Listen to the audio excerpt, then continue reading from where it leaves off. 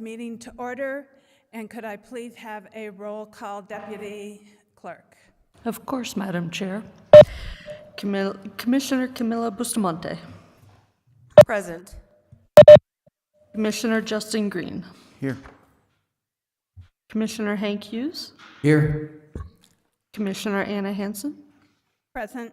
And Commissioner Anna Hamilton. Here. You have a quorum, Madam Chair. Okay, thank you very much. Next, we will go to the Pledge of Allegiance.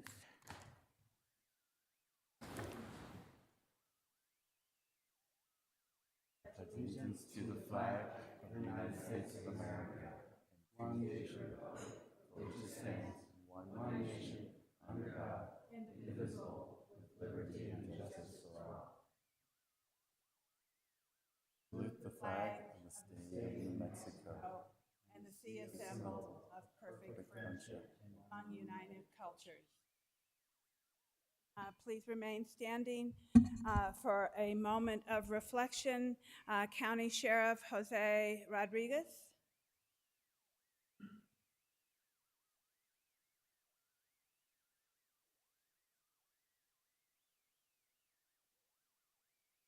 Let's take a moment to focus on the work ahead of us today.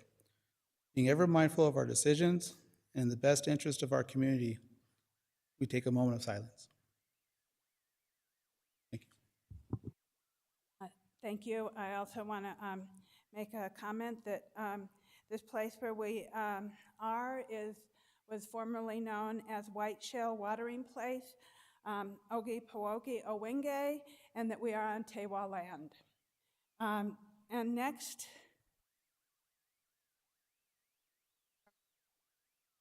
silence from the board. Okay, thank you.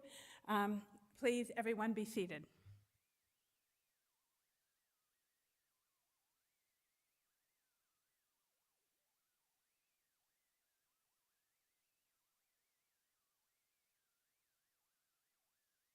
Next, we'll go to the approval of the agenda. Is there any changes from staff? Thank you, Madam Chair. I would just note for the record that the initial agenda for today's meeting was posted on Tuesday, January 24th at approximately 5:29 p.m., and that the amended agenda was posted on Friday, January 27th at approximately 5:21 p.m., which was in excess of the 72 hours required under the Open Meetings Act. With regard to changes on miscellaneous action item 6C, packet material was updated for that item.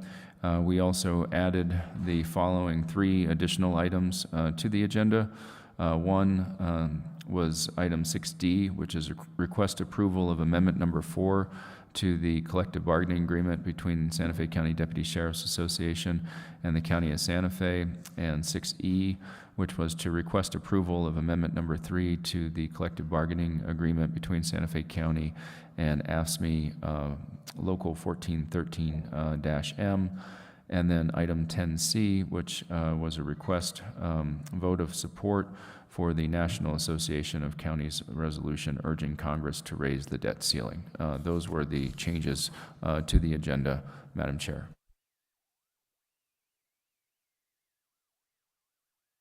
So what is the pleasure of the board? Move to approve as amended. Second. I have a motion from Commissioner Green, a second from Commissioner Hamilton. All those in favor? Aye. Aye. Aye. Opposed? The ayes have it. Next, we will go on to item G, years of service, retirement, and new hires and recognitions. County Manager Greg Schaefer. Thank you, Madam Chair and Commissioners. This is one of 3 employee recognition-related items on today's agenda. We'll start with the recognition of years of service, and I'm going to combine several different lists that were included, very significant milestones of 20 and 25 years. Starting with those who have recognized 5 years of service with Santa Fe County, either in Enzo Medina, Garrett Mestis, Bradley Moreau, Mark Olszewski, Oscar Rivera Lazoya, Lamar Rogers, and Nicholas Wilding. In addition, also marking 5 years with the county, we have Abram Mays in the County Clerk's Department, Alberto Hayes in the Public Works Department, Ian Burr in the Sheriff's Department, Christopher Padilla in our Project and Facilities Management Department, Robert Ledlow, also of the Fire Department, and Danielle Rial, also of the Fire Department.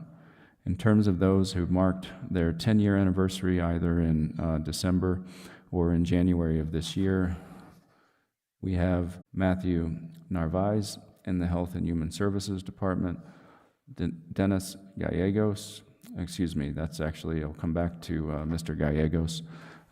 We also have Christopher Valencia in the Sheriff's Department, marking 10 years with the county. In terms of 15-year anniversaries, we have Dennis Gallegos.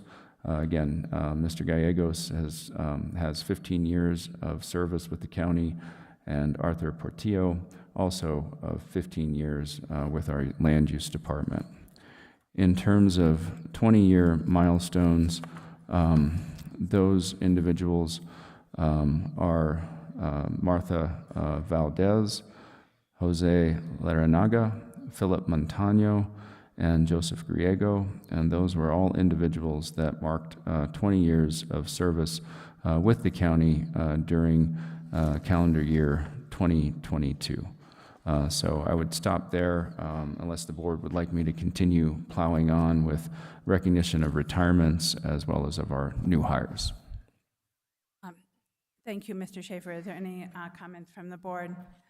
Otherwise, I want to say congratulations to all of the people who have served 5, 10, and 15 and 20 years. That is astounding. We love that you are here at the county and that you have chosen to make your career here. It is incredibly important to us, especially the longevity, to have that kind of knowledge here at the county, and we are grateful.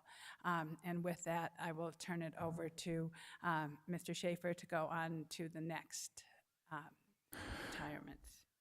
So we did want to acknowledge those team members who retired from the county through the end of last year. They were Teresa Atencio in the Clerk's Department, Jared Mosier in the Sheriff's Department, Philip Sanchez in the Fire Department, David Vigil in Public Works, Deolinda Roy Ball in Community Services, Paul Kavanaugh in the Land Use Department, Kathleen Ortiz in the County Attorney's Office, Vicky Lucero in the Land Use Department, and Christopher Heyer in our Community Development Department. And I will add him to the list because he happens to be present today and it's his last day. Gary L.J. Huron is retiring as our Public Works Department Director, and this will be his last official act as a county employee. Moving on to new hires, they were Desiree Dominguez in the County Treasurer's Department, Michael Carr in the Land Use Department, Ernesto Archuleta in the Project and Facilities Management Division, Xavier Bowling in the Sheriff's Department, and Benjamin Wilson also in the Sheriff's Department. We had Kenneth Cisneros in the County Manager's Office, IT Division, Christopher Beischel in the Fire Department, Zachary Enriquez in the Fire Department, Richard Kaminsky in the Fire Department, Michelle Pennington in the Fire Department, Anthony Aragon in the Health and Human Services Department, and finally Brandon Martinez, in our Public Works Department. So again, that wraps it up in terms of retirements as well as new hires.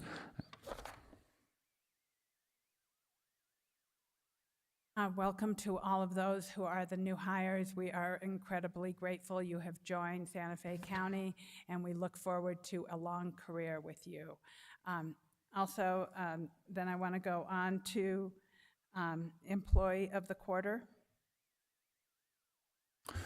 Thank you, Madam Chair and Commissioners.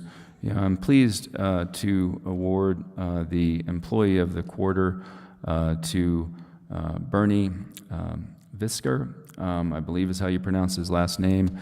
He is an IT generalist too, and was nominated for Employee of the Quarter based on his excellent customer service that he has provided. In particular, his supervisors wanted to recognize him for his work with the Sheriff's Office to replace or to assist with the replacement of outdated IT equipment and help the office become more efficient. According to his supervisors, he's a reliable, knowledgeable, and hardworking employee and approaches his work with a very positive attitude. So we do want to recognize Mr. Bernie Visser and ask Daniel Sanchez from the IT department if he'd like to say anything further, but also invite his employee to come up and address the board if he would care to. Thank you.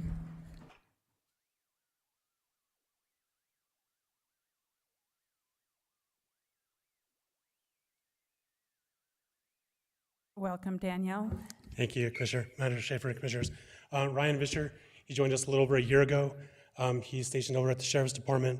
He is working with them hand in hand to get their units up and available and ready for the Sheriff's deputies to have their vehicles, their lapel cameras, everything that they need in their place to do their job. So he's kind of behind the scenes helping that get forward. So really appreciate all he does for the team. It's always welcome to have somebody from IT be nominated and receive Employee of the Quarter. So just thank you. Yes, thank you for my part too. I wanted to thank the IT team for welcoming me. I've been here about a year, and the IT team has been very supportive, which is required in order to help out the Sheriff Department. It's also been an honor to serve with the Sheriff Department, and they've been very kind to me there. So I just wanted to say thank you for to the Sheriff Department as a whole. Thank you for your service to Santa Fe County.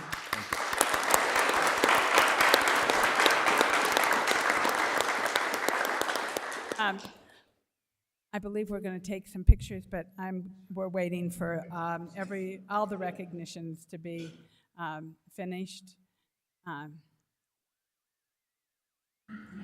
Sarah, if we'll do them all at once. Thank you so much. So, Madam Chair and Commissioners, this next item, recognition of employees for awards, accreditations, recognitions, and other accomplishments. It's a new agenda item. It reflects a continued commitment by the Board of County Commissioners and county management to recognize county employees and flex the accomplishments of the county employees and the services they provide to our constituents each and every day. It really should be viewed as complementary to, rather than in competition with, our existing recognition programs, including the Employee of the Quarter program. And I think to sum it up, we can never say thank you enough to our colleagues and our team members for what they do to move the county forward. So I'm going to go through all of the individuals and offices that we want to recognize under this item today, and I'll ask for an assist from Commissioner Hughes, since he was the ringleader, so to speak, of one of the events that we wanted to recognize. I'm going to start with Jennifer LeVar Tapia and the Film Office. As almost everyone knows, Movie Maker magazine recently ranked Santa Fe the #1 best place to live and work as a movie maker in 2023 in the smaller cities and town category. As Jen noted in the media that trumpeted that designation, a lot goes into that, from tax incentives to sets and studios and human resources. But I think it's fair to say that the Joint City Council Film Office and its director and only employee, Jennifer LeVar Tapia, is instrumental to the success of the film industry in the city and county of Santa Fe. So we want to take a moment today to recognize her for her leadership of the Santa Fe Film Office and for Santa Fe being named the #1 best place to live and work as a movie maker by Movie Maker magazine in the smaller cities and town category. Want to also recognize the Finance Division, and at the Finance Division's request, our Housing Authority Division for the fact that we did submit the county's fiscal year 2022 audit on time to the state auditor, and our auditors expressed an unmodified opinion on the county's financial statements. Everything that we do has been made more challenging by the staffing challenges that the county and other governmental entities have faced over the last couple of years. And notwithstanding those challenges, our finance division has continued to deliver on this core statutory mandate by each year getting our audit in on time and by having a very long consecutive streak of unmodified opinions. True to form in terms of how the finance division director approaches her work, she insisted that we also recognize our housing authority division because of the importance of its federal single audit to the county's own audit, as well as our ability to achieve an unmodified opinion. Moving forward, we wanted to recognize the fact that our DWI compliance program was recently reaccredited by the New Mexico County's Adult Misdemeanor Compliance Accreditation Professional Standards Council. In addition to the program generally, we were asked to specifically acknowledge Joanne DeBaca for her incredible leadership in this huge project. By way of background, the New Mexico Counties has multiple accreditation programs, and those programs are meant to develop and ensure a system of uniform standards for various programs, including the misdemeanor compliance program.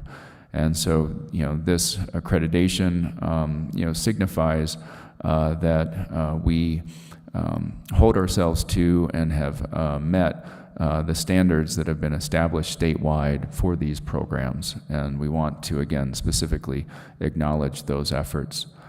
And then finally, this last recognition, I think, really epitomizes what we hope to aspire to as a team at the county.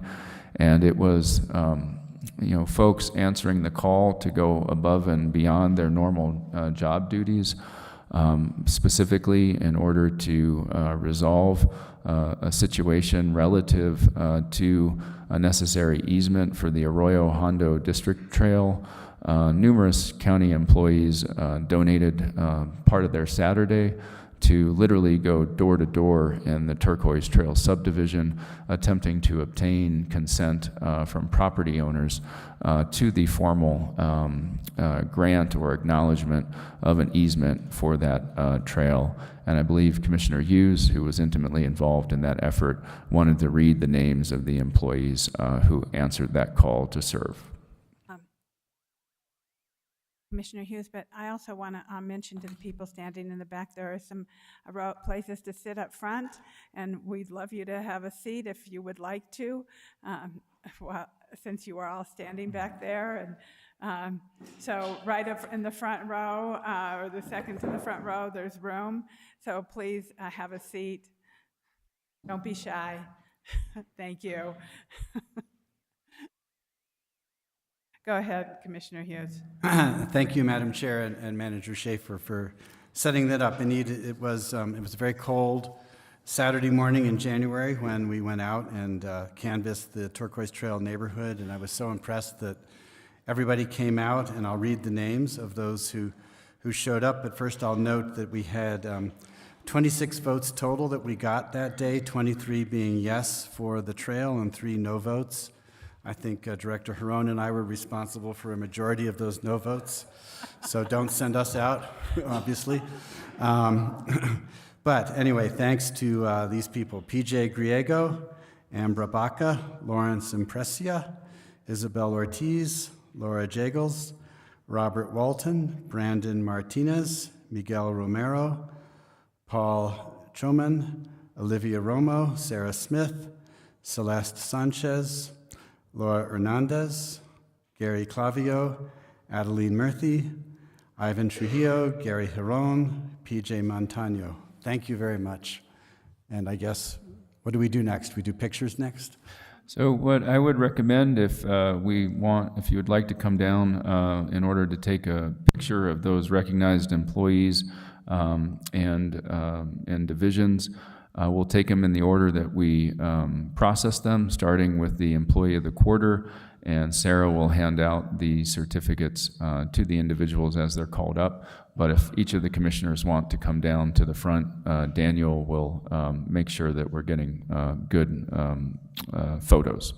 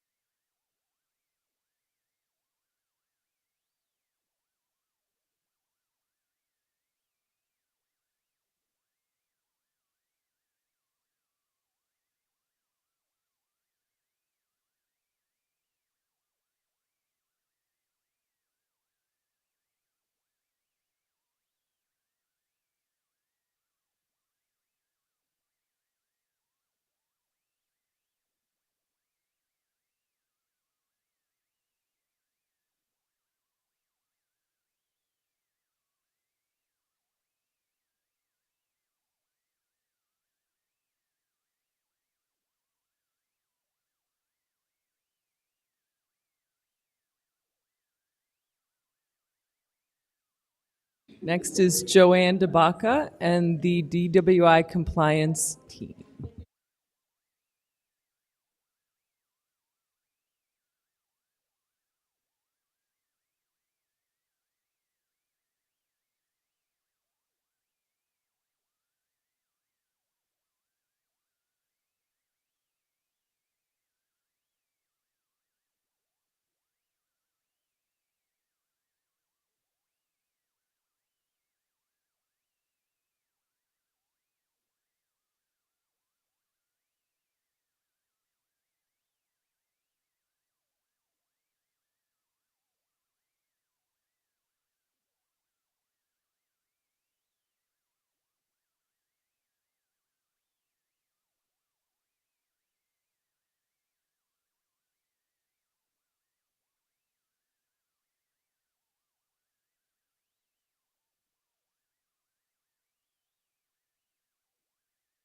And the final recognition is for all those who participated in the Arroyo Hondo District Trail door knocking effort.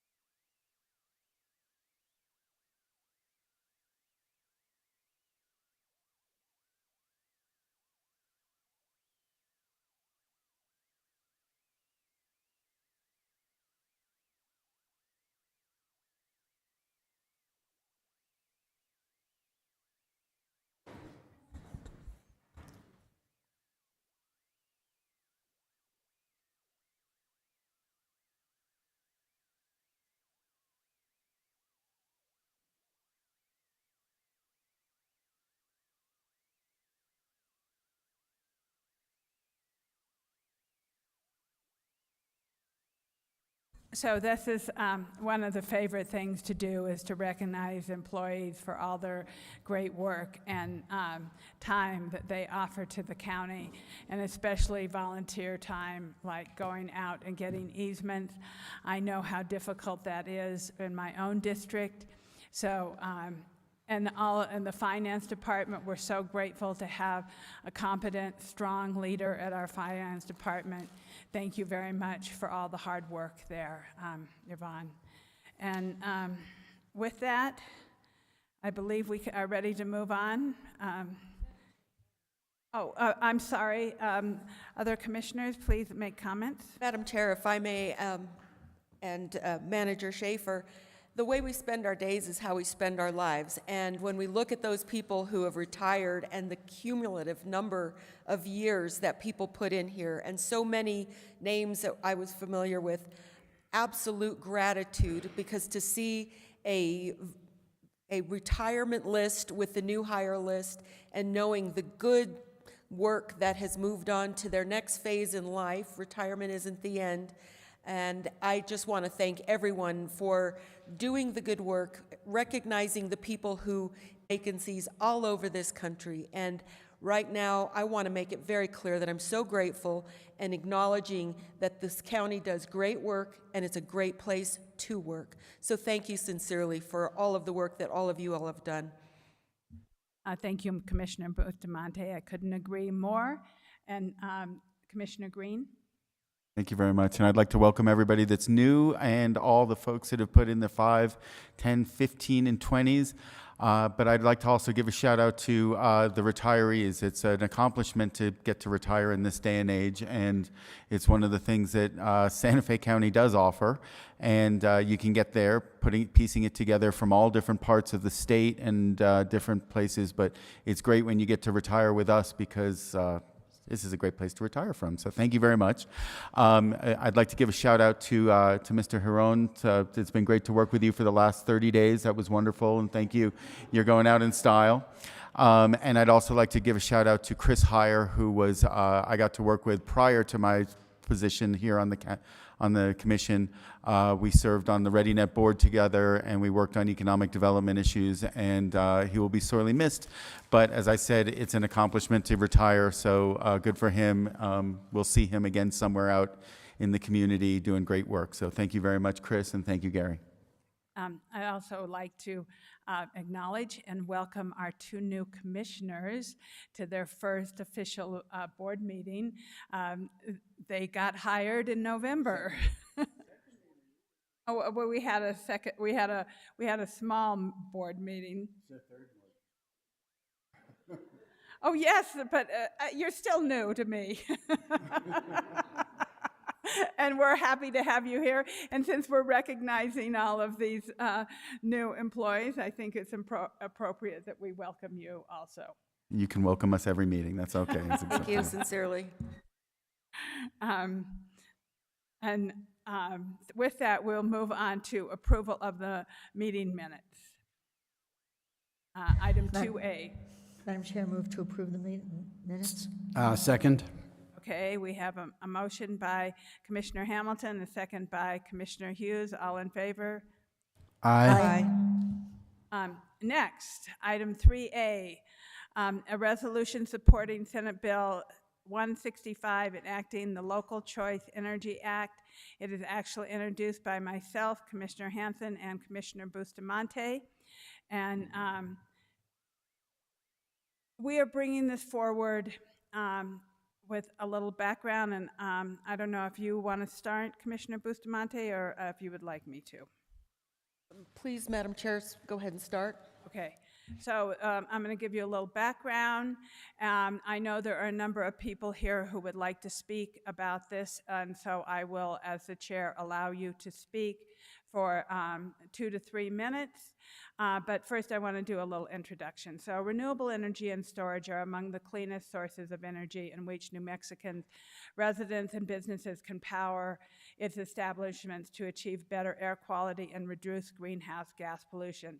The Santa Fe County Board of County Commissioners adopted resolution in support of greenhouse gas emissions reduction and led by example with respect to implementing the cost effectiveness, waste reduction, recycling, and clean energy strategies in county operations.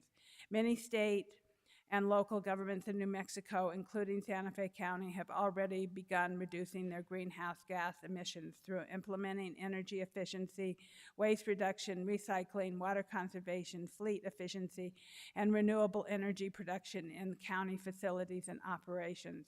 The board wishes to encourage and work with the state of New Mexico, other counties, Native American pueblos, tribes, and nations, and local governments to continue to prioritize the reduction of greenhouse gas emissions and allow them to have significant opportunities to provide incentives and resources to do so.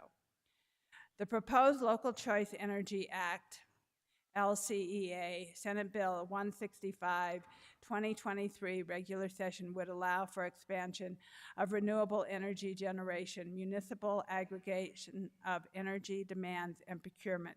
The proposed LCEA is anticipated to stimulate local wealth creation, increase revenue for our communities and investment in infrastructure, lower cost of high-quality energy, give communities a choice in how they generate and purchase energy, support innovation and resiliency, and create jobs. Finally, the proposed LCEA would enable counties and municipalities to leverage unprecedented federal funds in the forthcoming from the Federal Inflation Reduction Act of 2022 and the Federal Justice 40 Initiative Executive Order 14008, which aims to direct 40% of overall benefits of certain federal investments to disadvantaged communities by making it easier for them to create municipal utilities, to manage microgrids and renewable energy projects. So I think that there is many things that went into working on this resolution. As the chair of the Coalition of Sustainable Communities, I really wanted to make sure that all the work that we had done on community solar and rooftop solar was covered and protected in this resolution. And so we worked together to make sure that this was covered in this resolution. And now I will turn it over to Commissioner Bustamante. Madam Chair, thank you for the opportunity to both support and to co-sponsor this important opportunity. The issue with having choice and making sure that we have renewable resources, time has come. We have long been in a situation where we have a monopoly. And yes, there are regulatory measures that are in place to assure fairness and value. There are a lot of internal and external restrictions for ensuring that the way our energy is managed, both socially and independently, is fair and measurable. But there is not a choice for these resources in our communities. And resilience is a huge opportunity here.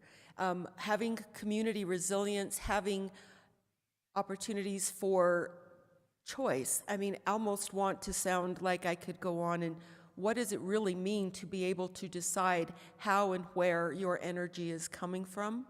Who is responsible for the oversight? How can we ensure that when things do go down, everything is in place to ensure that it goes back up quickly?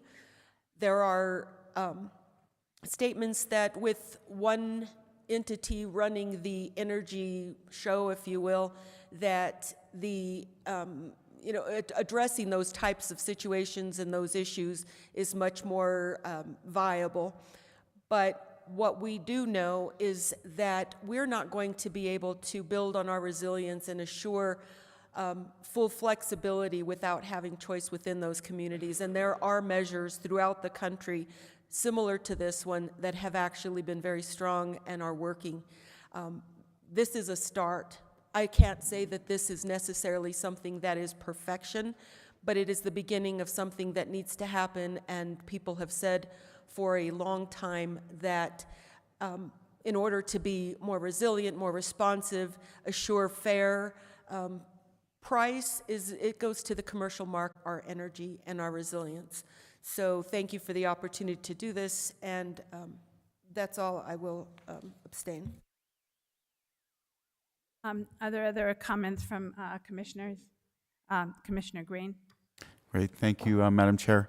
I want to speak in support of this because choice is definitely something that gives us an opportunity for competition, but this is not cutting the ties with our local energy provider. We have an energy provider. This is just supporting the opportunity for us to provide for our own in a format that we would like to, if we can manage. So there's not, this is not cutting the ties in any form. This is just supporting a measure at the legislature.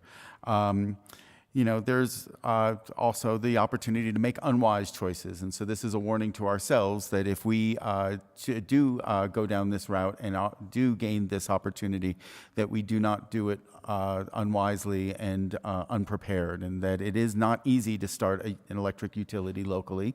And so we need to, if we're going to do it, it's going to take a lot of extra legwork, and we need to be careful with that. I encourage us to work with our local energy provider. They reached out to me as an introductory conversation these past weeks to discuss the ways that we can work together, and that's the way that this should happen. Our priorities to raise the bar and to make sure that they're more responsive to our community is our opportunity to advocate for our community's goals and our community's constituents. And so when we have those open chains of communication, that's a great opportunity for us to do that. And then, you know, this is, we just have to be careful at the end of the day about the unintended consequences. And so to be clear that this is just a resolution in support of this measure at the legislature. Choice is good, but we have to be careful that we make the right choices. So thank you. Commissioner Hughes?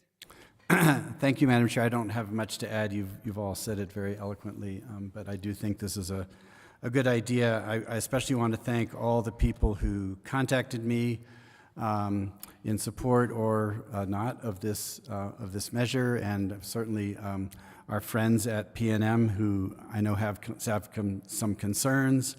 But this is just our resolution supporting an idea at the state legislature. I think we also know that the bill that is currently before the state legislature will probably be amended many times before it becomes law, and so we will have many opportunities to make it better than it is now. And then, of course, as Commissioner Green said, once it gets to us, we will have to be careful if we decide even to bother to do this.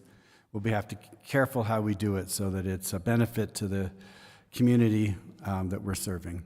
So thank you. Thank you, Commissioner Hughes, and thank you, Commissioner Green. Now, I know there's a number of people who have asked to speak on behalf of this resolution or opposed to this resolution. So I would like to see how many people are in the audience who would like to speak. Okay, so do you need to be sworn in, Madam Deputy Clerk? I don't think so, Madam Chair. County Attorney? This is only public comment. Yeah. Okay, fine. So if you would please,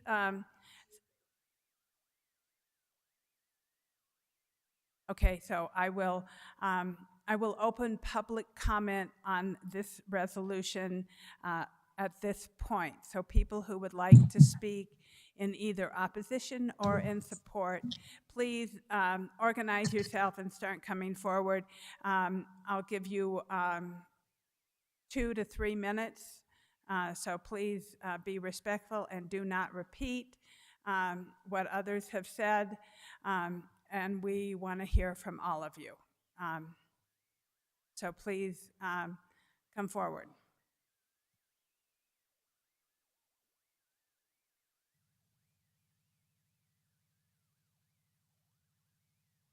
Okay. Please state your name for the record. Yes, thank you, Madam Chair and Commissioners. My name is Sharon Argenbright, and I live in your district, Commissioner Hamilton. Thank you so much for inviting us. Community solar will benefit all of us in at least one way, in multiple ways, most likely. I have solar panels on my house. Some people who may enjoy having solar panels cannot enjoy this green lifestyle. Month after month, I make more electricity than I use. This has been going on for almost 10 years. My extra electricity goes to and stays with the electric company. It does not come back to me. I would like my extra electricity to go to someone in my community. In addition to jobs and job security, stretching financial resources of the community benefits all of us, makes us all more resilient, which we will need. Community solar will promote decarbonization, less greenhouse gas, period. Buying local promotes decarbonization. Local choice is buying local. We could do better than to stay dependent and continue to be exploited by the electric monopolies, Santa Fe County. Can we make local choice happen? Will you provide the extra we need right now to enhance any possible climate restoration and improve our quality of life right now in the meantime? Thank you. Thank you, Sharon. Next, please.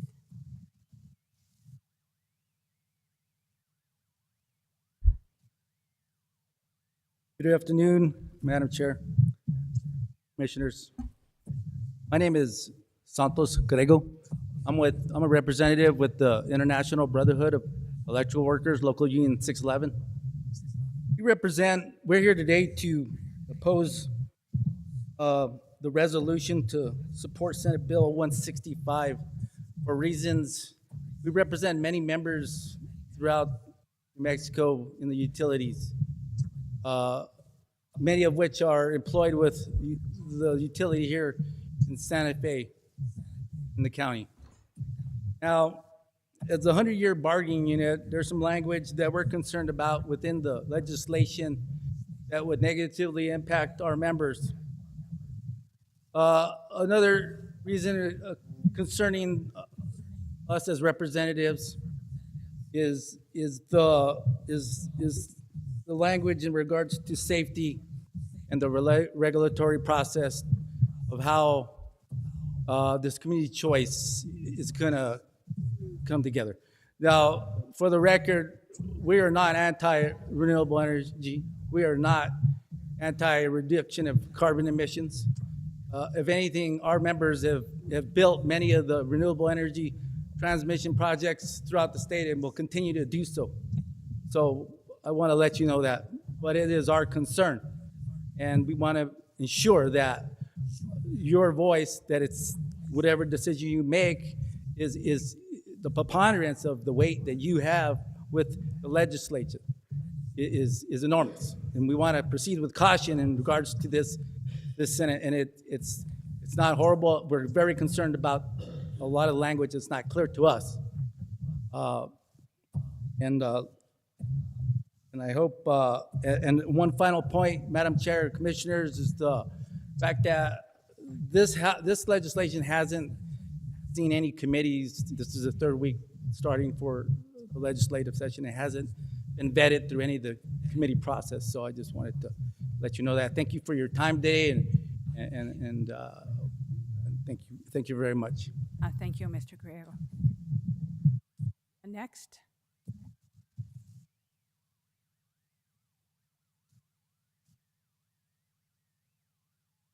Commissioners, I'm Martha Bird. I have been working with Public Power New Mexico. I also work with Indivisible SOS Santa Fe. I am here to speak on behalf of this resolution. And it sounds from your introductory remarks like I don't need to actually tell you anything, because you've all got the arguments. What I do want to emphasize is the importance of local choice in this. At the moment, we have no choice at all. Not only do we not have any choice, but our local energy supplier has done everything it has been in its power to reduce the opportunities in this state for us to go renewable, for us to lower rates, and for us to basically get the benefits of what was already a weakened Energy Transition Act from 2019. So I very strongly encourage you. It is the resolutions of local government entities that will help us get this through the legislature. We can't wait for the legislature to kind of get not get a read from around the state of the very great interest in this from smaller communities and larger communities. Bernalillo County has already passed this resolution, so have several very small communities from the southern part of the state.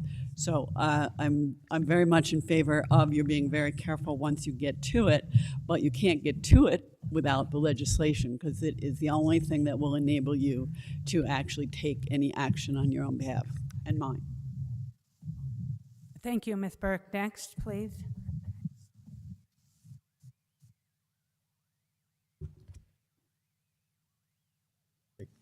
So you can understand me. Good afternoon, Madam Chair and Commissioners. Thank you for the opportunity to speak in support of Local Choice Energy, SB 165. It is one of Retake Our Democracy's highest priorities, and we've been working with the coalition advancing this for a year. My name is Paul Gibson. I'm the co-founder of Retake Our Democracy, a 4,500-member nonprofit advocacy group that's statewide. Probably 1/3 of our members come from this county, so they're your constituents. We have a great opportunity in New Mexico, but in order to achieve that opportunity or realize that opportunity, we need to take action. And that action is simply to pass local choice energy in the legislature. New Mexico has 300 days a year of sun. Our monopoly investor-owned utilities haven't gotten that message. El Paso Electric delivers 5% renewable, Xcel delivers 2% solar, and PNM delivers 10% solar. Those same utilities are doing all they can to stall community solar in the courts and at the PRC. In that context, why are they doing that? Profit. They make a good deal more money by using more expensive energy sources. And so they choose profit over the benefit of their communities. This isn't just a pipe dream, local choice energy. It's operating in 10 states in 1,300 communities with millions of customers. And those customers enjoy lower rates, more reliable service, and the profit that these IOUs make go to the community instead of to Wall Street. Let me just take a second here. Oh, lots of time. I'd like you to take one look at the Santa Fe Water District and their experience. In the 1990s, they divorced from PNM and decided to manage their own water. In that context, they created progressive water rates so that low-income users paid lower rates and low water users paid lower rates. That policy provided protection for low-income community members, and it also drove a reduction in water use. Two really good objectives. That's exactly the kind of thing a local choice energy community could do. They could take the profit that was going to Wall Street and reinvest it in the county, and that could be done to just create lower rates for low-income residents, or it could be to weatherize low-income homes, or it could be to develop your own solar array and start generating your own energy. This is a no-brainer. In short, this is a win-win for your constituents and a win for the planet, and a message to the nation.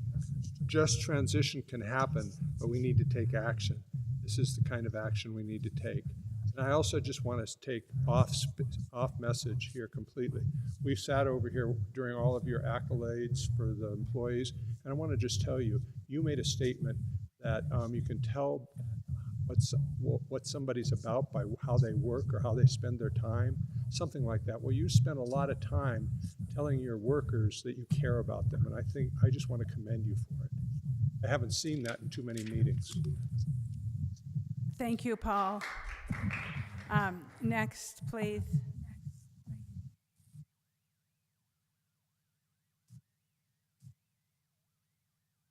Hello, my name is Mark Strand. I'm the Secretary Treasurer of the State of New Mexico AFL-CIO.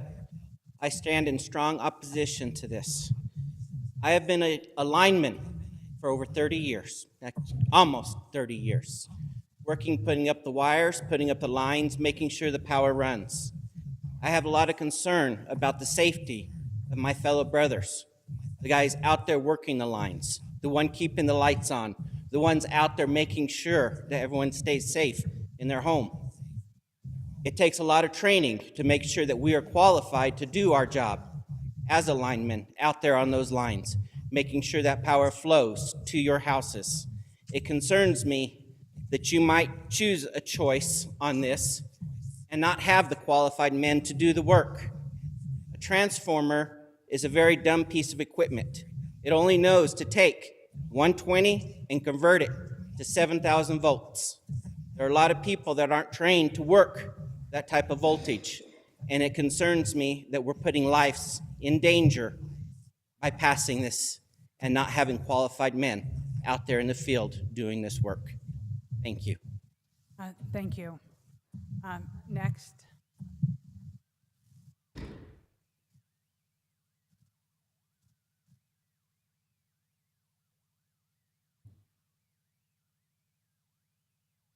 Thank you, Madam Chair. Commissioners, thank you for your time today. My name is Daryl Diaguero. I represent the Laborers International Union of North America, Local 16. We represent laborers in construction across the state of New Mexico, West Texas, El Paso area, and the Navajo Nation. For all the reasons previously stated with my union brothers there, we also stand in opposition to this. But I will add what Mr. Strand had touched on, the training portion of this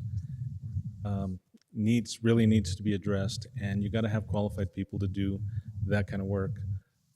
We also do work in renewables, not only here in New Mexico, but across the country as a craft. So we just stand in opposition to this. Thank you. Thank you very much. Next. Good afternoon, Madam Chair, members of the Commission. My name is Jonathan Juarez. I am a policy lead with Youth United for Climate Crisis Action based on the south side of Santa Fe. I'm also from the pueblos of Laguna and Isleta. So I'm here today to speak in support of this resolution. Local Choice Energy currently serves millions of Americans across over 1,000 communities in 10 different states. And what we've seen in those states is by far and large, rates go down and service quality goes up. We also, in this legislation currently being heard in the Senate, there are protections for union workers and for workers that are currently in the process of transitioning. And that's extremely important because we all have to be a part of this process of transitioning, and we can't be leaving our workers behind. And yeah, thank you very much. Thank you very much. Next. Is there anyone else in the audience who wants to speak? Madam Chair, we do have a few people online that would like to speak as well. Okay, we'll go to them as soon as we finish in the chambers. Yes, good afternoon, Madam Chair, members of the Commission. I'm Carlos Lucero with the Public Service Company, New Mexico. I'm here today to voice our concerns with local choice and also Senate Bill 165, as well as this resolution before the Commission. New Mexico is now a national leader for energy policy because of the goals set forth in the Energy Transition Act, or the ETA. Many stakeholders, including Santa Fe County, supported the efforts of the ETA because of the ambitious objectives to make New Mexico a carbon-free energy state. PNM is currently providing its customers with over 55% carbon-free electricity as we stand today. We also are well on our way to achieve 100% by 2040 and over 40% renewables today as we speak, and we will meet our goals for the ETA and the requirements. Also, we have grid modernization bills in place that have been passed that that has the attention of the entire country when it comes to emerging technologies to make the electric grid more reliable and resilient. Senate Bill 165, or Local Choice Energy, burdens customers with two bills, one from the electric utility, which the utility will still have to maintain and operate the transmission, distribution, customer service, metering of the actual grid. Local choice would only see the generation, and more likely it would come out of state. The pricing is not regulated from a local choice, and there is so much uncertainty on how these prices will be and who will be impacted. Also, local choice would automatically enroll the utilities customers in the local choice, whether they like it or not. And there will also be exit fees that can really burden or increase costs for our most vulnerable customers, such as our limited and low income, our seniors, and our rural communities. Overall, PNM believes there's a lot of uncertainty and inconsistent data that shows local choice energy has led to cheaper, reliable, and clean energy. For the reasons stated, PNM asks the Commission to reconsider its resolution to support the Senate Bill 165. Thank you for your time. Thank you very much. Next. Madam Chair, Commissioners, thank you so much for considering this resolution. My name is Alicia Shaw, and I am a resident of Santa Fe. I work with Public Power New Mexico, which is a grassroots statewide coalition that's working to empower our communities to generate affordable, renewable energy that creates jobs and invests in local economies. As you know, we're working to get the local choice energy passed at the legislature, and we thank you for your consideration of a resolution in support of it. Local choice energy is endorsed by more than 30 organizations across the state, as well as a number of communities, and that number grows every single day. Just last week, the Bernalillo County Commission unanimously passed a resolution in support of it. As many have said, this is the law of the land in 10 states. They call it community choice aggregation. We call it local choice energy. It's proven. We know it works. We know it's reliable. We know that communities have gone 100% renewable very quickly. We know that they have lowered bills significantly. And so what the law does, what the law would do is it would simply empower our communities to generate or purchase electricity. The electricity gets transmitted in partnership with the existing utility by them over their grid for the same terms, fees, and conditions that they charge their customers. Customers of communities that choose to do this would always have the choice to keep their existing service or change it. I have to say there were a lot of misconceptions that I would really like to correct with the time that I have. I do want to say that our coalition has had many conversations with many different labor unions over the last several months. We included an entire section in the bill specifically with language given to us by labor. We're still open to considering amendments that would make this a better bill for workers. I have certainly asked the IBEW for that, and I haven't received any tangible amendments to that end. We did discuss safety certification and want to include that in the bill, but our drafter informed us that is the law of the land. Electrical workers must be trained and certified, so they didn't add that part. We also want to clarify something. Transformers would not be operated by a local choice provider. They would be operated by the existing utility, as would all the grid and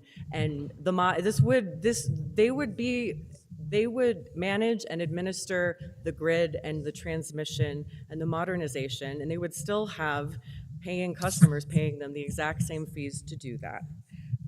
There are not two bills. That is also not true. There would be one bill. And then out of state, you know, the 10 states that have done this, they don't have the renewable potential that New Mexico does. So we know, and a number of these communities have gone 100% renewable, so we know that we can do this better. Across the country, they've lowered bills 10 to 15%. Communities can set their own rates and do low-income programs. It's about choice and creating choice and options for the communities and our needs. So thank you for considering this. We really appreciate it. Thank you, Alicia. Next, Daniel, I'm going to go to you. You said you have people online who would like to speak. Madam Chair, we do. We have Bob Ailey. Okay.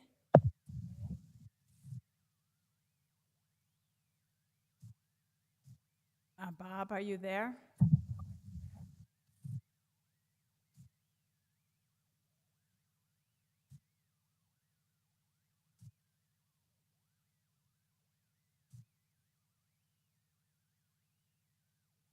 If you're talking, you're muted, but it doesn't even show up on the screen.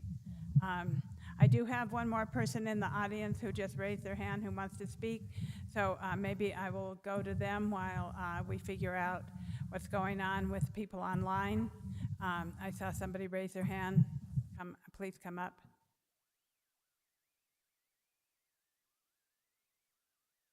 Good afternoon, Madam Chair and members of the Commission. I'm the Reverend Holly Beaumont.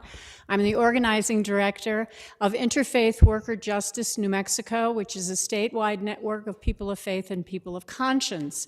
We're in support of local choice energy because we're excited about the possibility of returning autonomy to local communities so that they can make decisions for themselves about what are the best choices for providing energy and power to their community that also respects and acknowledges the future of the climate crisis. So we're excited about this, and we are putting our full support behind it and working to get this passed, and we're excited about the Santa Fe County Commission supporting it as well. Thank you. Thank you, Holly. I'm going to go back to Daniel, and I see there's one more person in the audience who wants to speak. No.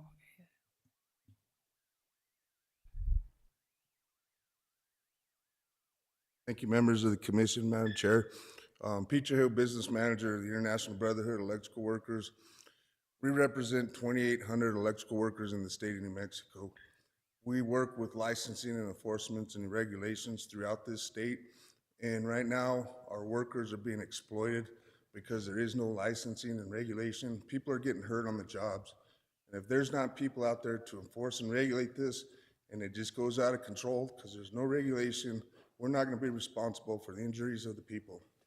Thank you, Madam Chair. Thank you very much for your comments.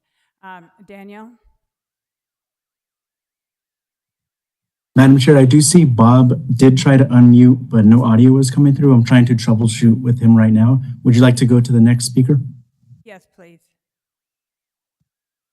Melissa Troutman.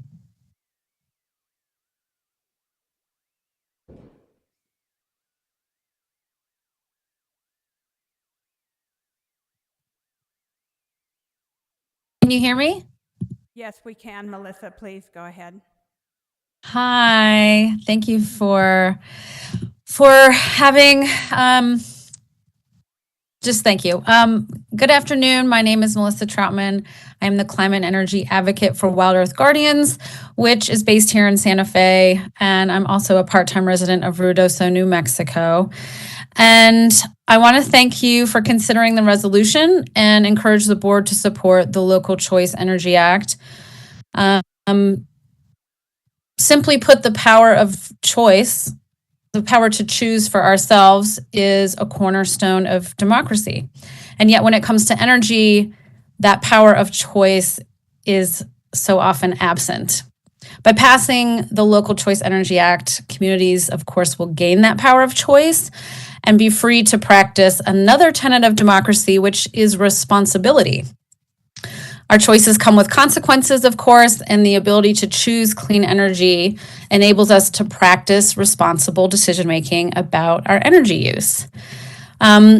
with regard to the laborers who have expressed concerns about safety, I wholeheartedly agree that the people working on utility grids should be protected and prioritized as we democratize the energy system. I'm a little confused about how the Local Choice Energy Act would create unsafe conditions or fail to ensure proper worker training, but I hope that as the act moves through amendments that all of the workers' concerns will be addressed and that all safety and training programs will, of course, meet the highest professional standards. So with that said, I just want to, again, encourage you to support the Local Choice Energy Act, which, of course, has many economic, environmental, and social benefits besides creating a more democratic energy system. Thank you. Thank you, Melissa. Daniel, next.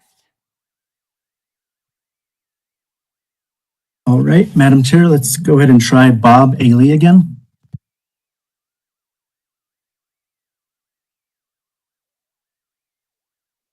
Hi, Bob, can you hear us? We do not hear you.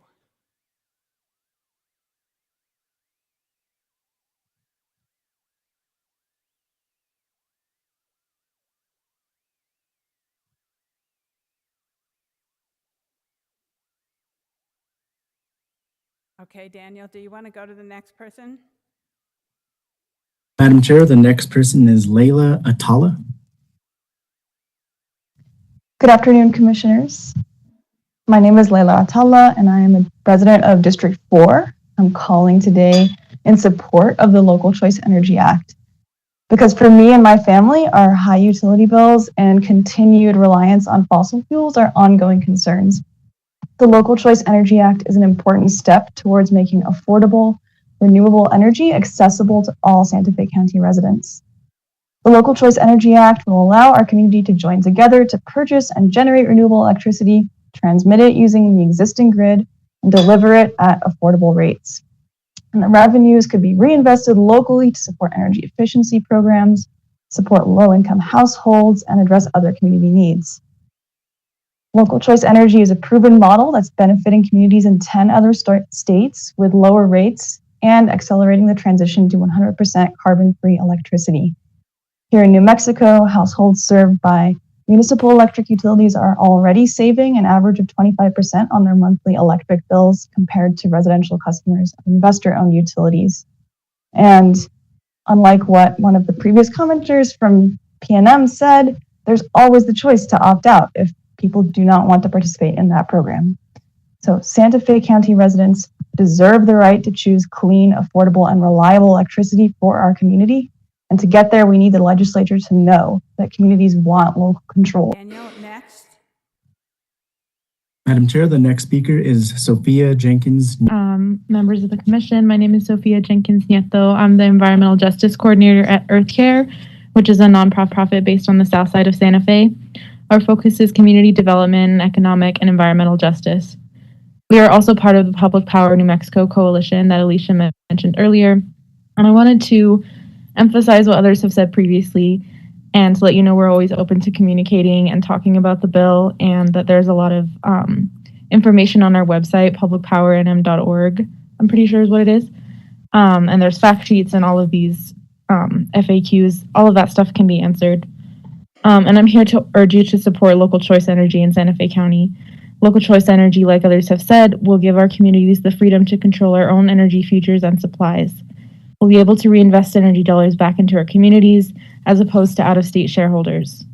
Additionally, Local Choice Energy is an important step in moving have achieved 100% renewable power, are served by community-owned electricity providers.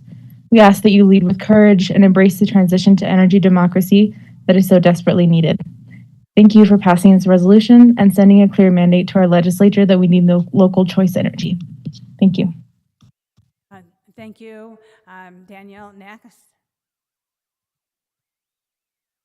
Madam Chair, Bob Alay would like me to express his support for this resolution.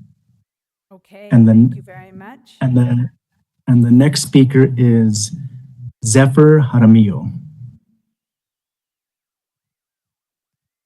Good afternoon, Chairwoman Hanson and commissioners.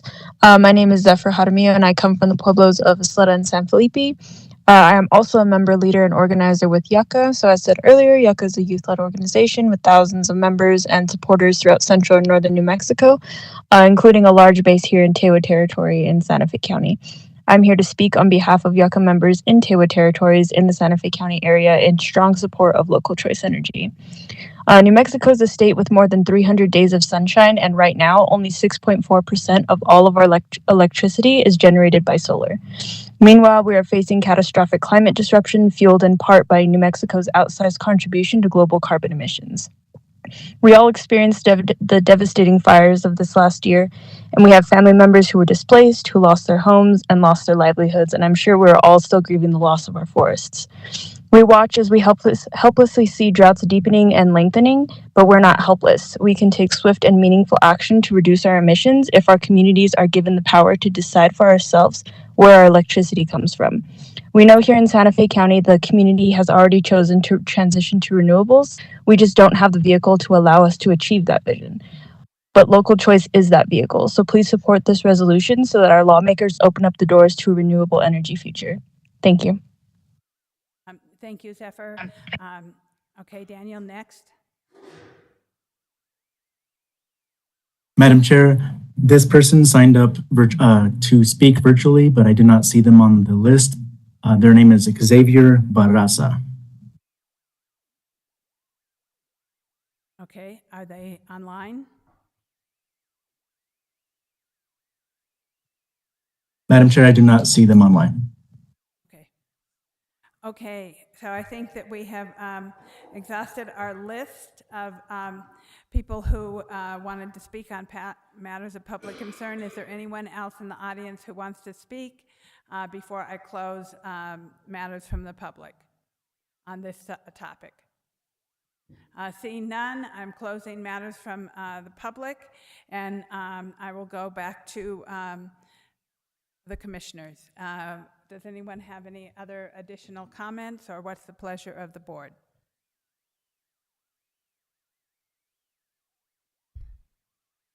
Madam Chair, I didn't know if I don't want to preempt anybody who might want to do this, but I'd like to make a motion to approve. Did you want to do that? You want a second? Or do you I'll want- second. Okay, so I have a motion from Commissioner Hamilton. I have a second from Commissioner Bustamante. Under discussion. Commissioner Hughes. Thank you, Madam Chair. I just wanted to encourage everybody who spoke today to get involved with the legislature. I'm sure there are ways to address the concerns that were expressed about safety and jobs, as well as some of the other details. I read the bill last night, and it seemed a little short for the immense amount of work that would be required if we do this transition. So I think there are probably things that need to be added to the bill. So I am intending to vote in favor of the idea of local choice, and hoping that the bill that does come out will, actually get us there. Thank you. Thank you, Commissioner Hughes. Commissioner Green. Great, thank you, Madam Chair. Probably the last comment I'd like to make towards this is sort of the challenge to the PNM folks out there that currently are going through this merger. That this is you are our local choice, but you're choosing to sell yourselves to a global organization, and so this gives us a way out and gives us a way forward if it doesn't work out to the benefit of our community. So I challenge PNM to reach out to all of the communities that you serve and to be the best partner that you can be. You're the entrenched, sole source right now. Nobody has to go create a utility to compete with you, but if you perform and it's easier to go and continue with you, we'll be happy to work with you to continue along those paths. So thank you. Thank you, Commissioner Green. Are there any other comments? Seeing none, all those in favor? Aye. Aye. All those opposed? The ayes have it. I want to thank everybody who came and had made public comment. I am grateful for the participation in democracy. It is incredibly important to hear from our constituents. So thank you for being here. We completely appreciate it. And with that, we will move on to the number 4, the consent agenda. Madam Chair, Yes. may I offer you a resolution Oh, number? May. Item 3A is resolution number 2023-010. Okay, thank you very much. So next we will go on to the consent agenda. Is there any item on the consent agenda that anyone would like to have pulled for further discussion? No. Commissioner Green? So I would like to, thank you, Madam Chair. I would like to pull only for transparency purposes, item B. And it's not necessarily to pull it, but just in full transparency. My wife serves on the board of the Food Depot. It's a great organization. It deserves our support. She does not receive any remuneration or compensation for her service on the board. But if it is something that they feel I should recuse myself from this, or if it needs to be pulled from consent, that is. Thank you, Commissioner Green. We will pull it from consent. And so then let's move forward. Can I have a motion to approve the consent agenda with item B being removed? So move. I'll make a motion to approve the consent agenda with the exception of item B. And I'll second that. Okay, I have a motion from Commissioner Hughes and a second by Commissioner Green. All those in favor? Gesundheit. All those in favor, please say aye. Aye. Opposed? Okay, then we will go to item B. Madam Chair, I'd move to approve item B. I second. All those in favor? Aye. Aye. Abstain or oppose? I'm abstaining, but just until I get clarity on things like that in the future, we'll discuss this with the attorney. Thank you. Okay, thank you. So item B has also been approved, and we will move on to 5A, appointments of county planning commissioners, member to the Extraterritorial Land Use Commission, the ELUC. Madam Chair, before we move on, can I offer a few more resolution numbers? I'm going to have to learn all this all over again. No, it's just the great tradition of the past year. So let's start with item B. And what's the number on that? Okay, item B is going to be resolution number 2023-014. Okay. Item C is resolution number 2023-011. Item D is resolution number 2023-012.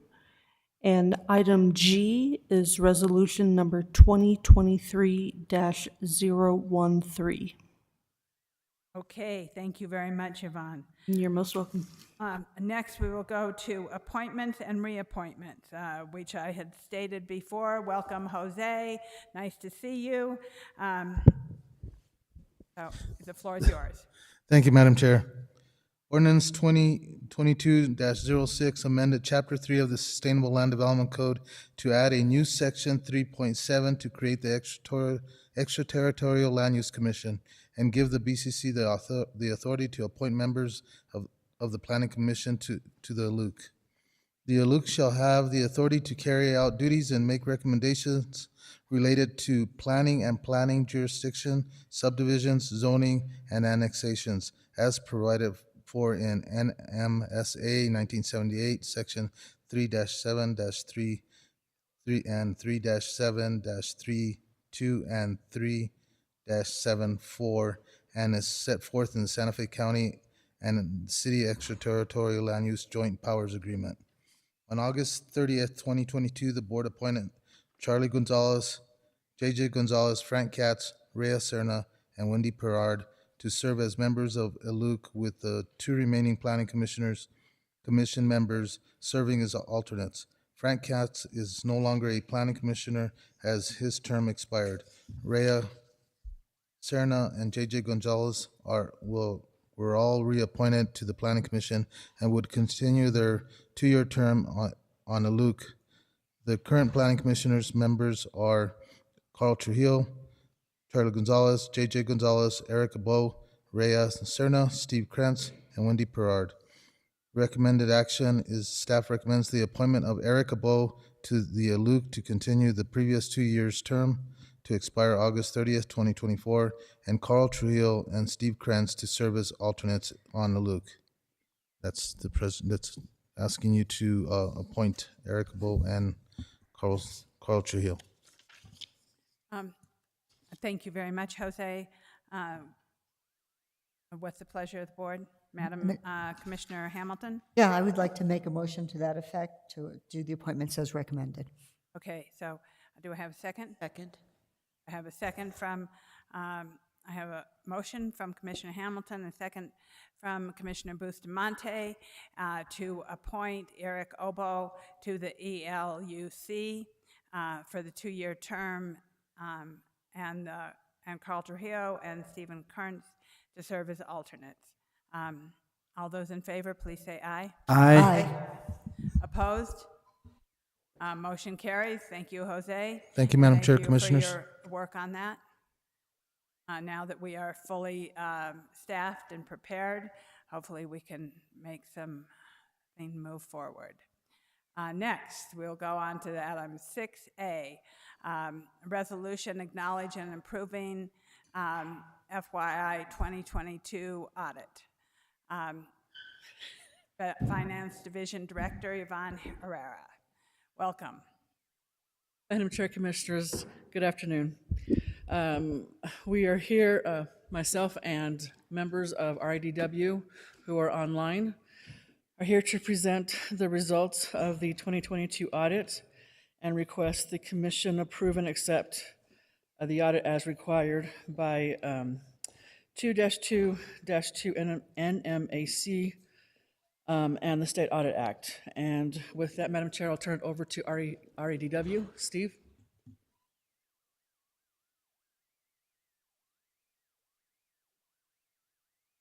Danielle?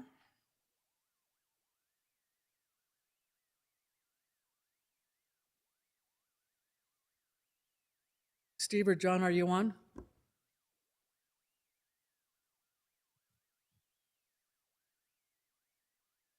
Maybe not, Madam Chair. Okay, I don't hear anything from Danielle, and I don't hear anything from Steve or the other name you mentioned, so we'll go on for right now and see if they join us.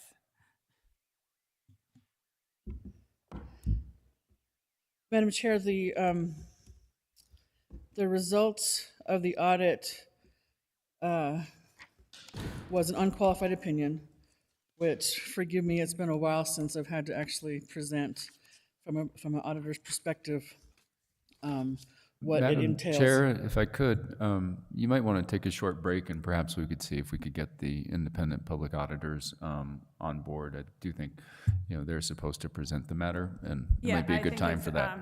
I think that is appropriate manner, and maybe we'll just go on to item B, and hopefully they'll return or show up. Okay, thank you. So we're going to put that on hold, and we're going to move on to 6B, a resolution adopting a Transportation Advisory Committee 2023 Work Plan, Growth Management Brent Clavio, and Public Works Department Ivan Trujillo. Okay, well, then we're going to do this.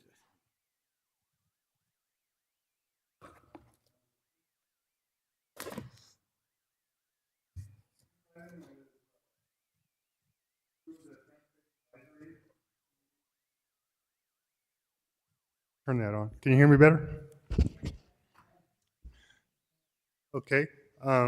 This item is to request VCC approval of the Transportation Advisory Committee 2023 Work Plan and meeting schedule per resolution number 2015-13.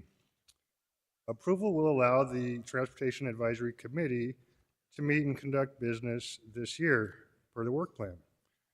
The advisory committee met last year, November 16th, and voted to recommend the BCC approve this 2023 work plan as per the requirements of Resolution 2015-13. Resolution 2015-13 created the TAC, which replaced the previous committee, which was called the Road Advisory Committee, and it states that the committee shall adopt and present to the BCC for approval an annual work plan. Again, the TAC met November 16th and approved the work plan. We did talk it over, Ivan and I, with the committee members, and the committee did vote unanimously to approve the plan. At this time, staff would also like to recognize our committee chairman, Mr. John Nitzel, who's here, and the rest of our committee members for their outstanding attendance, participation, professionalism, and conviviality. It really makes working with them a whole lot better, and they're very knowledgeable as well. So in essence, what the tasks are for the 2023 work plan is number 1, road acceptance proposals. Number 2, other right-of-way administrative duties. Number 3, Santa Fe County road improvement policies. Number 4, the transportation plan development. Number 5, transportation finance review. Number 6, transportation project prioritization. Number 7, other tasks as assigned by the BCC. Number 8 is this work plan, and number 9 is the annual roadmap of county-maintained roads. So again, the 2023 work plan can be amended as needed to include additional tasks as directed by the BCC. The TAC does meet quarterly, and additional meetings may be scheduled as needed. At this time, staff recommends approval of the Transportation Advisory Committee 2023 work plan and meeting schedule. With that, I stand for any questions, or my partner Ivan. Here, we just stand for questions if there are any.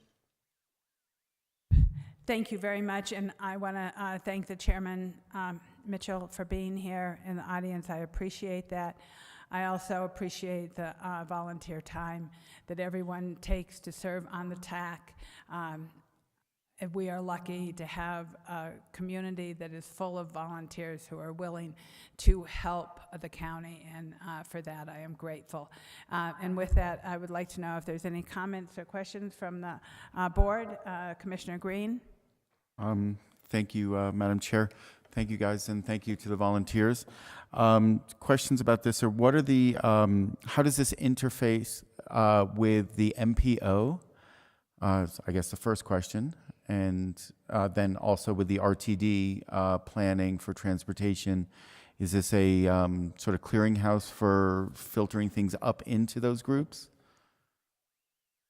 Mr. Chair, Madam Chair, members of the Commission, that's an excellent question. Really, they're kind of separate organizations. The Transportation Advisory Committee here is really here to look after Santa Fe County interests. The Santa Fe Metropolitan Organization is a composite of Santa Fe County, Santa Fe City, and Tesuque Pueblo in conjunction with the New Mexico DOT. We do all try to work in harmony, and sometimes we do invite members of the Metropolitan Planning Organization to our meetings. Sometimes they present items to the committee, but it's just an informal association, but we do very much work in collaboration with the MPO. Great, thank you. And if as a new member of the MPO, if the TAC has recommendations that can filter up into the MPO, where those are roads in the county, but they may be state roads or city roads or roads of concern, I'd appreciate that advice, because you guys are the experts in that field. So anytime you have comments, one of the things that's coming up is the MPO is coming with a request for projects. And even if it's a state road or if it's a city road that's not related to the county, we should definitely, and especially for the county roads that you have recommendations to add to the MPO list, please reach out to me, and I'll listen. I'd like to hear what you have to say. Thank you. Yes, thank you, Commissioner Green, but also I want to just add that like the Arroyo Hondo Trail was something that went through the MPO to get funding also. So it also includes trails and other venues for transportation. And yes, the more we can look at ways to use the MPO and find money to improve the county roads and trails and walkways, I'm all for it.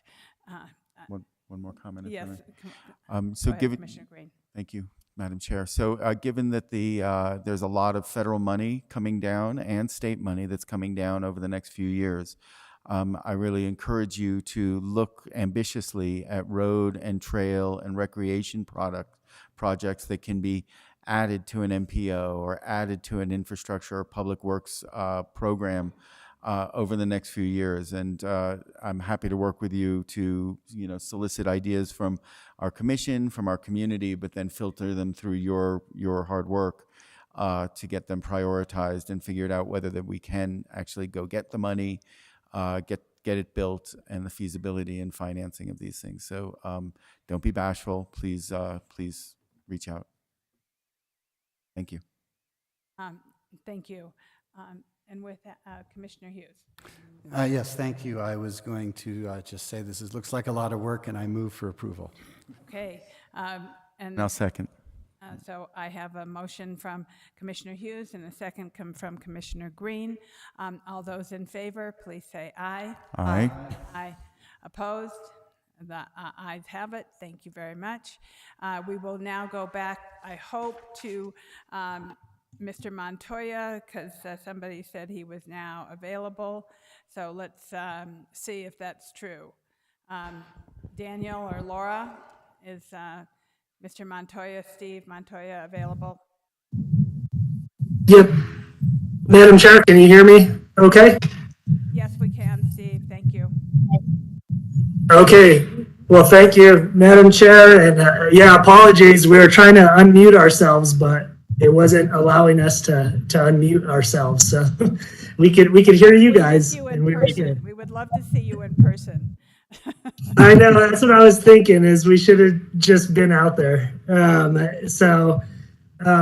But yeah, we apologize for the technical difficulty there. And thank you for allowing us some time to present the audit results for Santa Fe County for this fiscal year ended June 30th, 2022. So we're going to be presenting, we had a presentation. Would we be able to present that through the screen, or or do we have the capabilities of doing that? I believe that we can do that. Do we have the presentation? I believe we have the presentation ready to put up. I saw it on board docs earlier, I believe. And we have it in PowerPoint if you would like us to bring it up. Well, let me. Madam Chair? Yes. Madam Chair, yes, they can share the PowerPoint. Perfect. Okay, do that. John, are you going to present that? Yes, sir. I'm bringing it up right now. Thank you, sir. All right. Can everyone see what I'm presenting? Yes.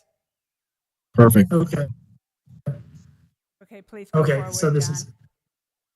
And Thank you. Steve. Will do. Thank you, Madam Chair. Okay, so yeah, so we're here to present our audit results. First, I wanted to thank the commission for the time, and also wanted to thank just the county staff for assisting with our audit this year. Similar to previous years, there's a lot of time and effort that goes into the audit, both from the finance team of the county, the program staff, and then also our team. Our team puts about 900 hours into the audit each year. And so we start the audit in July, and pretty much go out through December on the audit. That the county also prepares the annual comprehensive financial report, and that includes a great deal of financial information about Santa Fe County. It's about 300 pages, so it's definitely comprehensive, and there's a lot of good information that you'd like to read up on about the activities for Santa Fe County during this past fiscal year. Management prepares the annual comprehensive financial report, and it's again appreciated to kind of work with them throughout that process of our review of the report. Okay, so then this slide here, or this page, is our engagement team that John is showing, and I really appreciate just our team for doing the audit. John, he's the manager and team lead for the engagement, so he actually indicates the signature of the report. I'm the concurring reviewer, so I'm kind of responsible for the overall quality and of the financial reports, and help John with any of the technical matters of the audit. And then we also have Ethan, who is the senior and in charge staff for the audit, and I know he really dedicates a lot of time to the audit, so I appreciate all of his time. And then we also have Alexis, who is another senior with us, and Alejandra, who is an audit associate on the engagement. And so John is going to kind of take the next several slides and kind of go over the purpose and going over a little bit more of the scope of the audit, and continue with the audit results. All right. Thank you, Steve. And then thank you, Madam Chair and members of the commission. Again, thank you for the opportunity to present the results of the county's fiscal year 2022 financial statement audit. And again, want to reiterate Steve's point. Just a big thanks to Yvonne and Jessica and Sam and the rest of the county's team. They put up with a lot from us as far as questions, phone calls, emails. So again, it's a very collaborative process. So we really want to thank them for their portion of the audit. With respect to the purpose of this presentation, it's really to present our audit reports to the governing body of Santa Fe County in accordance with the New Mexico State Audit Rule in a meeting held in accordance with the Open Meetings Act. With respect to the scope of the audit, so we do kind of two separate audits, but it's done concurrently. So first is the financial statement audit, as for fiscal year 2022, as presented in the annual comprehensive financial report, as well as we do a federal compliance audit over the county's major federal programs. And so those are kind of the two pieces that we're auditing with respect to the audit itself. As for the status of our audit, we have completed the financial statement audit and the federal award audit for the year ended June 2022. Our audit was performed or conducted in accordance with several different sets of standards, including the U.S. Generally Accepted Auditing Standards, government auditing standards, as well as the uniform guidance that applies to the single audit, and then also the requirements of the New Mexico State Audit Rule. Now, the overall objective, as with any audit, is to obtain reasonable but not absolute assurance as to whether the financial statements are free from material misstatements, whether those are due from fraud or error.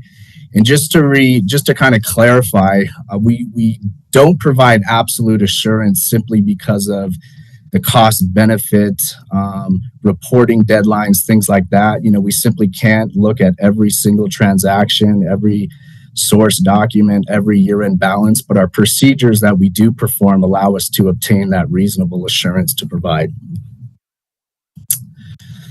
With respect to the audit results and the status of the audit, so again, we have completed the county's FY 2022 audit, and we have issued unmodified opinions on both the financial statements and the major federal program compliance.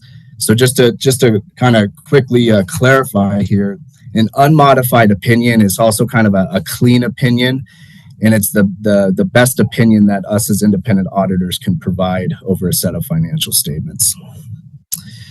Additionally, the Office of the State Auditor has reviewed and approved the county's financial statements, and those are currently available to the public on the OSA's website.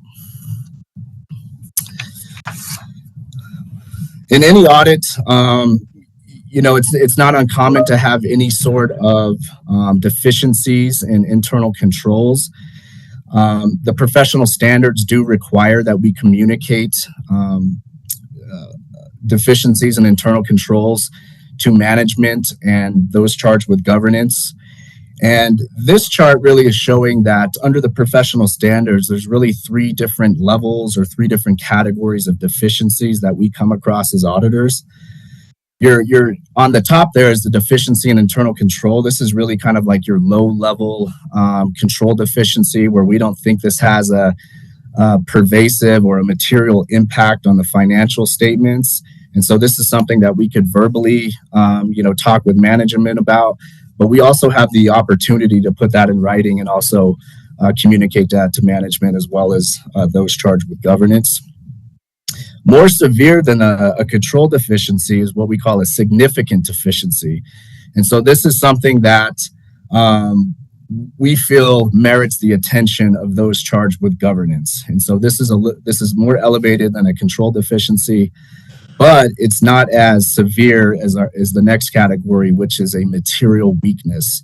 So this would be something where potentially we actually found a material misstatement of the financials, or we thought there was a likelihood that the financial statements could be materially misstated. And so those are basically the 3 levels that under the professional standards that we have to evaluate any time that we come across any type of deficiencies.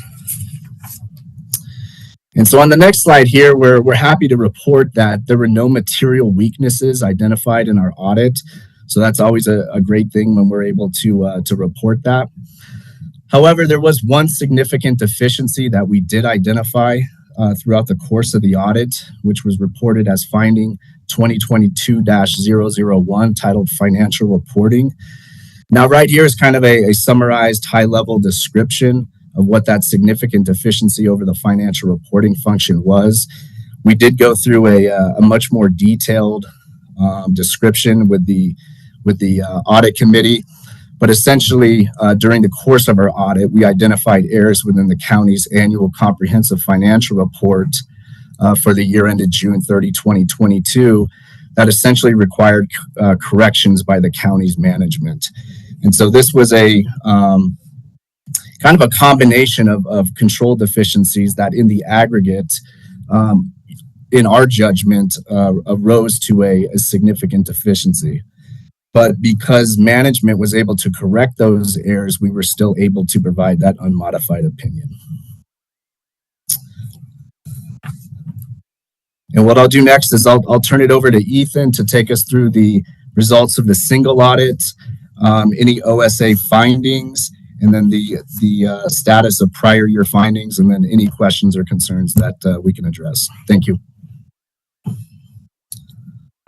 Thank you, John. Can everybody hear me?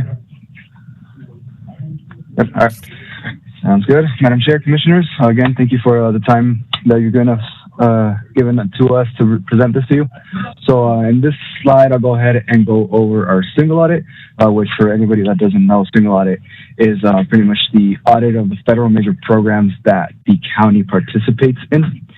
So what we do is we will ensure that the county is in compliance with the uniform guidance, aka the federal government guidance over what are allowable expenditures under the federal programs, and we'll also review the county's controls over that compliance. So here on this slide, we can see the first program, assistance listing number 14.850, pretty much just the ID, the Public and Indian Housing Program, which is administered under the county's housing authority. And then the second program, the Coronavirus State and Local Fiscal Recovery Fund, which is actually a program part of the American Rescue Plan Act, ARPA, which was rolled out to assist due to the pandemic. So during the testing of these two major programs, we did come across one uniform guidance finding here identified as finding number 2022-002 over an allowable cost. And so I'll quickly go over this.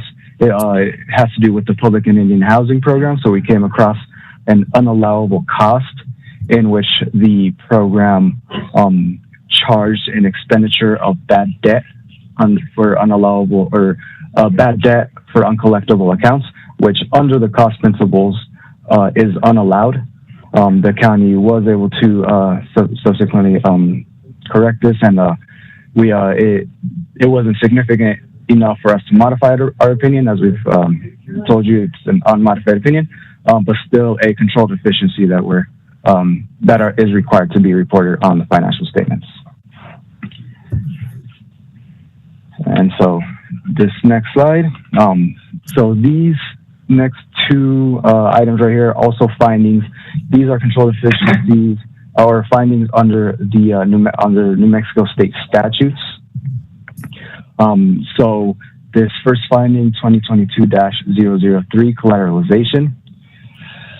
So the state statute requires that, in this case, the county, to have collateralized an amount of at least half, or an amount equal to half of the balance not covered by deposit insurance. So for banks, the FDIC; for credit unions, the NCUA. And so there were 4 deposit accounts at either banks or credit unions that the bank did not have sufficient collateralization for. And then the second finding, 2022-004, cash receipts. So again, under the New Mexico state statute, under the Public Money Act, it is required that public fund or public monies that are received in cash or check by the county are deposited by the end of the next subsequent business day to the state treasurer's office. And during our testing, we came across 3 instances in which the county did not deposit that cash or check to the county treasurer by the end of the next succeeding business day. And that is it on this slide. And then so next, a quick just snapshot of the findings that we had for the fiscal year 2021 financial statement and single audit. As we can see, so we have 5 findings during the 2021 audit. If you see all the way to the right, there we either say uncorrected or corrected. So we can see that 3 of the prior year findings were cleared or corrected by the county, and 2 are still here. So the ones that we've just communicated to you. So progress being made here. And with that, that is the end of our presentation. And in an effort to get Yvonne to like us just a little bit more, again, thank you, Yvonne. Thank you to the county and to the finance team. You know, this is a tight time window with the state's deadline, so I just appreciate all the effort that everyone's put in. Thank you. And I will open it up to any questions that anybody may have. Thank you, Ethan, John, and Stephen, for your presentation. Are there any questions from the board?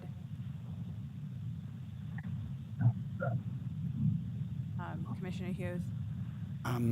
Madam Chair, thank you. I'm not sure, this is not necessarily a question for the auditors, so I'm not sure if it's appropriate. I wanted to hear from Yvonne how we're going to approach the findings, but I think she's going to do that anyway, right?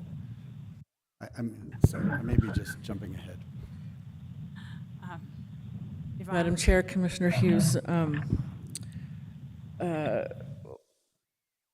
we always try really hard to try to prevent the findings, and some of the findings were all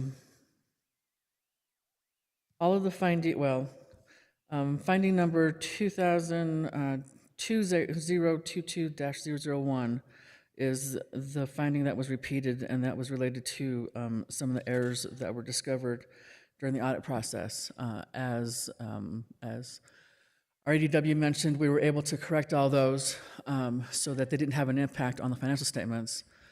The finance division still has a couple of key positions that are vacant, which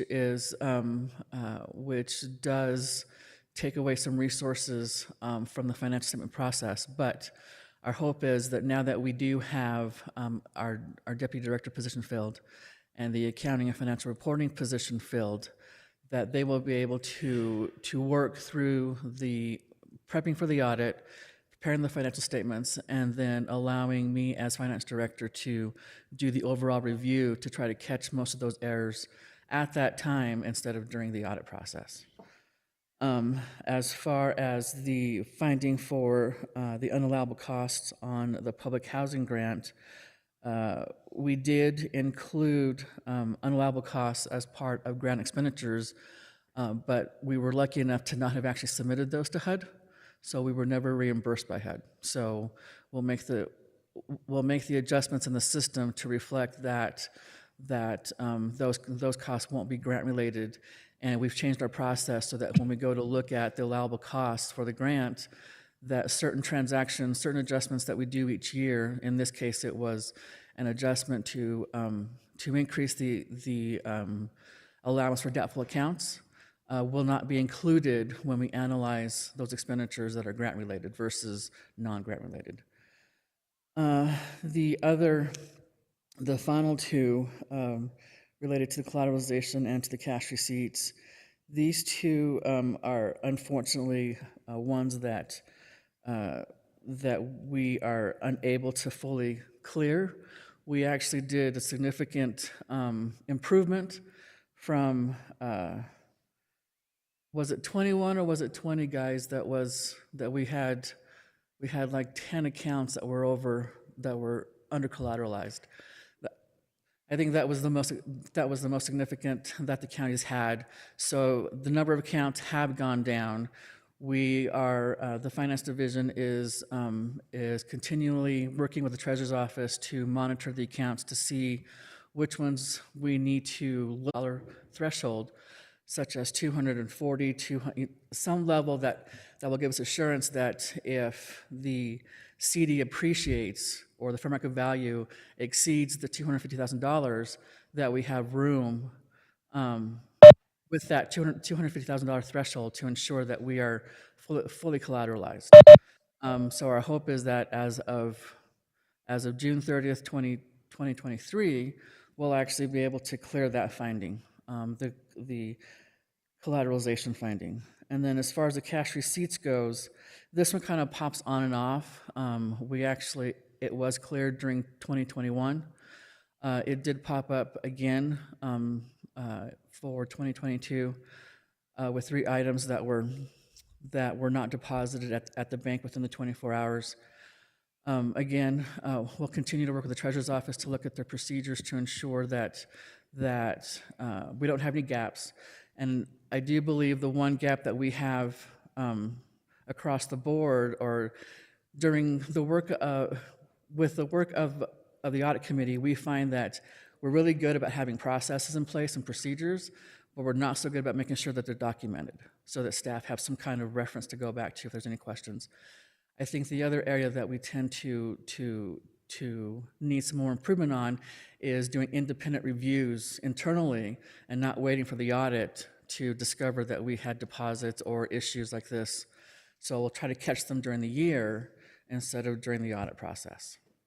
And while I would like to guarantee that we won't get a finding, we're all human, and I think that we'll continue to always be improving our processes as long as we continue to look at processes to make sure that we're keeping up with the risks that can't guarantee that we won't have a bad day one day, and the audit.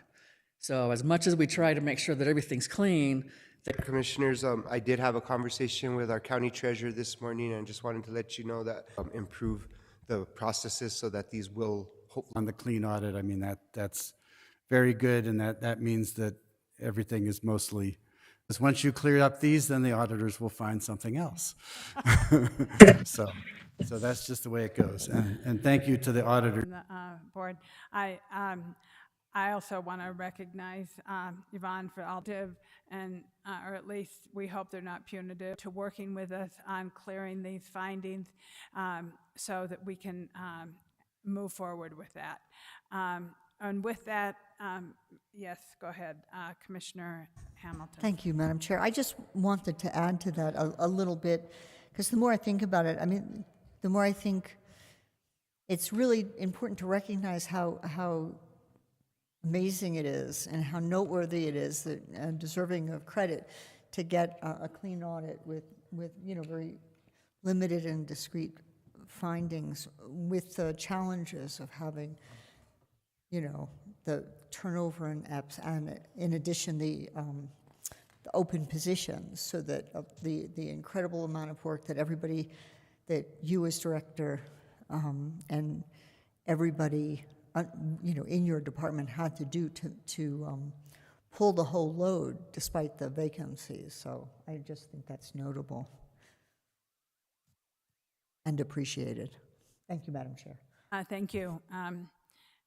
And with that, any other comments? Can I please have a motion? Madam Chair, I'll move to accept the audit. Second. I have a motion from Commissioner Hughes, a second from Commissioner Hamilton. All those in favor? Aye. Aye. Okay, Madam Clerk, I need a resolution number for 6A and B. I would be happy to, Madam Chair. Item 6A is resolution number 2023-016, and item 6B is resolution number 2023-015. Thank you very much.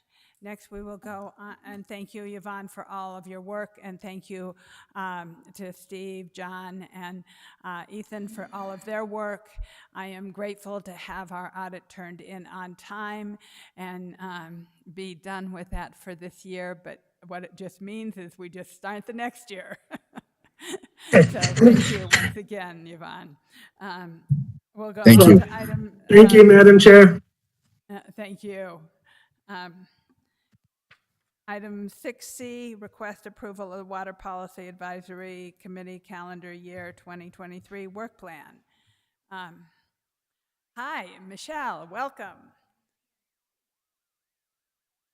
Thank you, Madam Chair.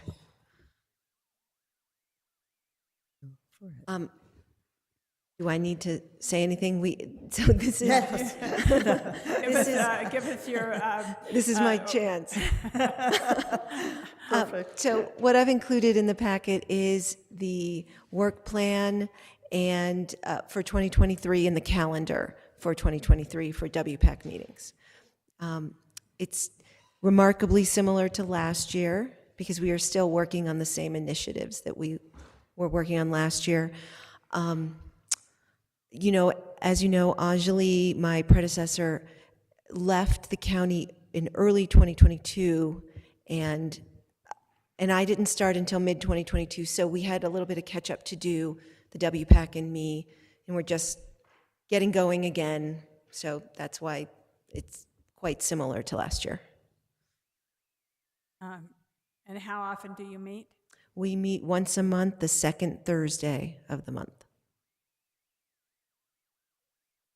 And so are there any comments from the board?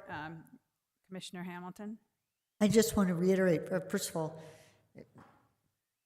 there was a lot of good stuff done, despite the fact of having a gap, and so you seem to come up to speed, even though I've missed a couple of meetings lately, really quickly. And I just want to pitch that your group does the water quality, the water, the WPAC, I can't, Water policy. Thank you, does a really important, useful, valuable work, and I think this is a very reasonable work plan. And I mean, this might be a time, aren't there, there are still now some vacant positions on WPAC, and you might want to pitch, I think it would be really useful if we could all really assist you in filling those positions. Great, thank you. Yes, I have a couple of applicants. I need to start working through the process to get them appointed. Commissioner Green? Thank you, Madam Chair. Two questions about how this organization operates, and one having to deal with mutual domestics. Is there some way that you do either assistance or work with them to check the quality of their systems and, all of these sort of organizations. Like, I understand that maybe not working with individual people with their individual wells, or at least small, very small common wells, but then these sort of much larger but not quite regional systems, do you interface with them at all? Commissioner Green, Chairwoman and Commissioner Green, we actually do interact with them, but it tends to be during the time that they understand that that their system is likely failing and that it's time to try and figure out a more regional situation. And so we are working with several of the mutual domestics that are attempting to transition into making sure that their infrastructure is up to what we need it to be in order for them to connect to the county. Okay, great. If there can be some proactive actions to reach out to each one of them and just to tell them that you're a resource out there, right? Until it's a lot of these are relatively amateurly run, and they don't know that you're out there. And so I think that having some sort of outreach program, if you don't already have one, would help them know that you're a technical resource and before it's too late. The second question I had was, how is this working with the Pewaukee Valley regional water system that is coming online, and what marketing, what are you doing to sort of get people to encourage them to hook up, give them updates, progress, budgets, water quality, expectations, all the things that this board can do to help them until we actually have an operational program up there? Madam Chair, Commissioner, we do talk about the Pewaukee Basin Regional Water Authority at every meeting. Generally, it's more of an update kind of discussion.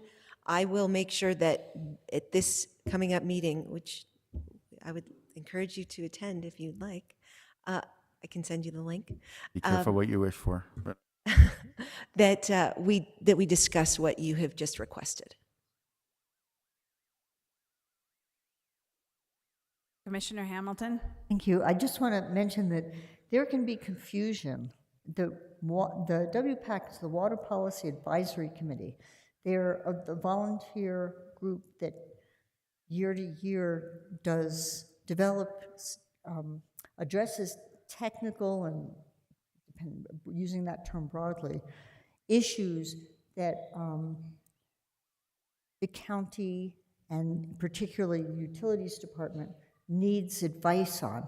And so, yes, our utilities people reach out to mutual domestics, but it's not the Water Policy Advisories Committee job in any way to do that or to provide them technical support. They are an advisory group to the county.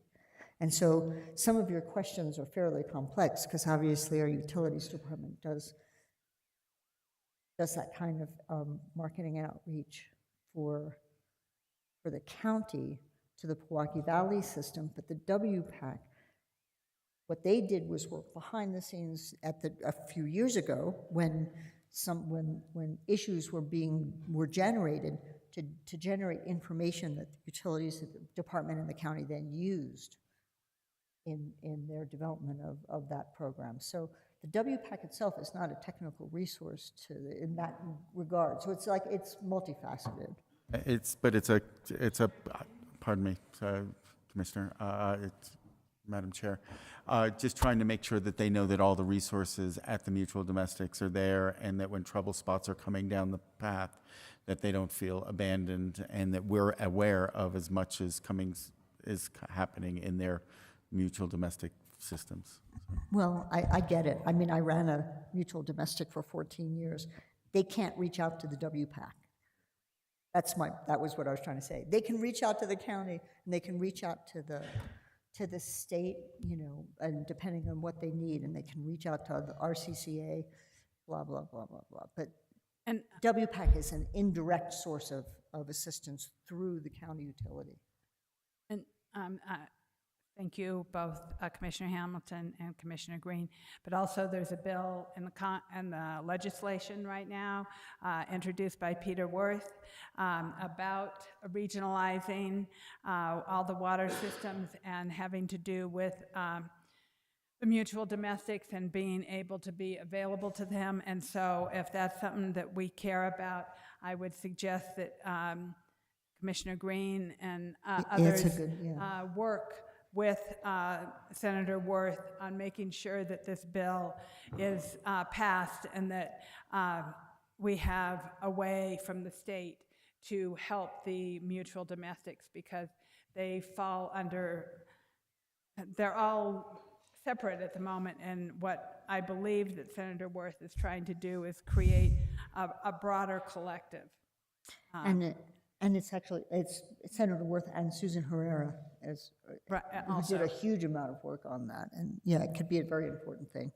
So I suggest we all pay attention to that bill. And so with that, could I please have a motion to approve unless there's any other questions? No, Commissioner I Hamilton? wanted to make a motion to approve. Okay. Second. So I have a motion from Commissioner Hamilton, a second from Commissioner Bustamante. All those in favor, please say aye. Aye. Opposed? The ayes have it. We'll move on to... Thank you. Thank you, Michelle, very much.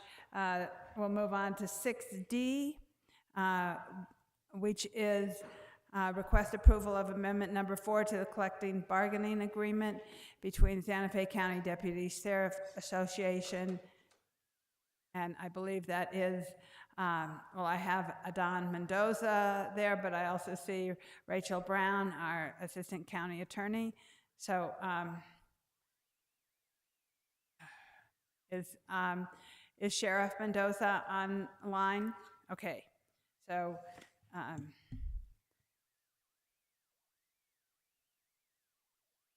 Sheriff Mendoza, are you available?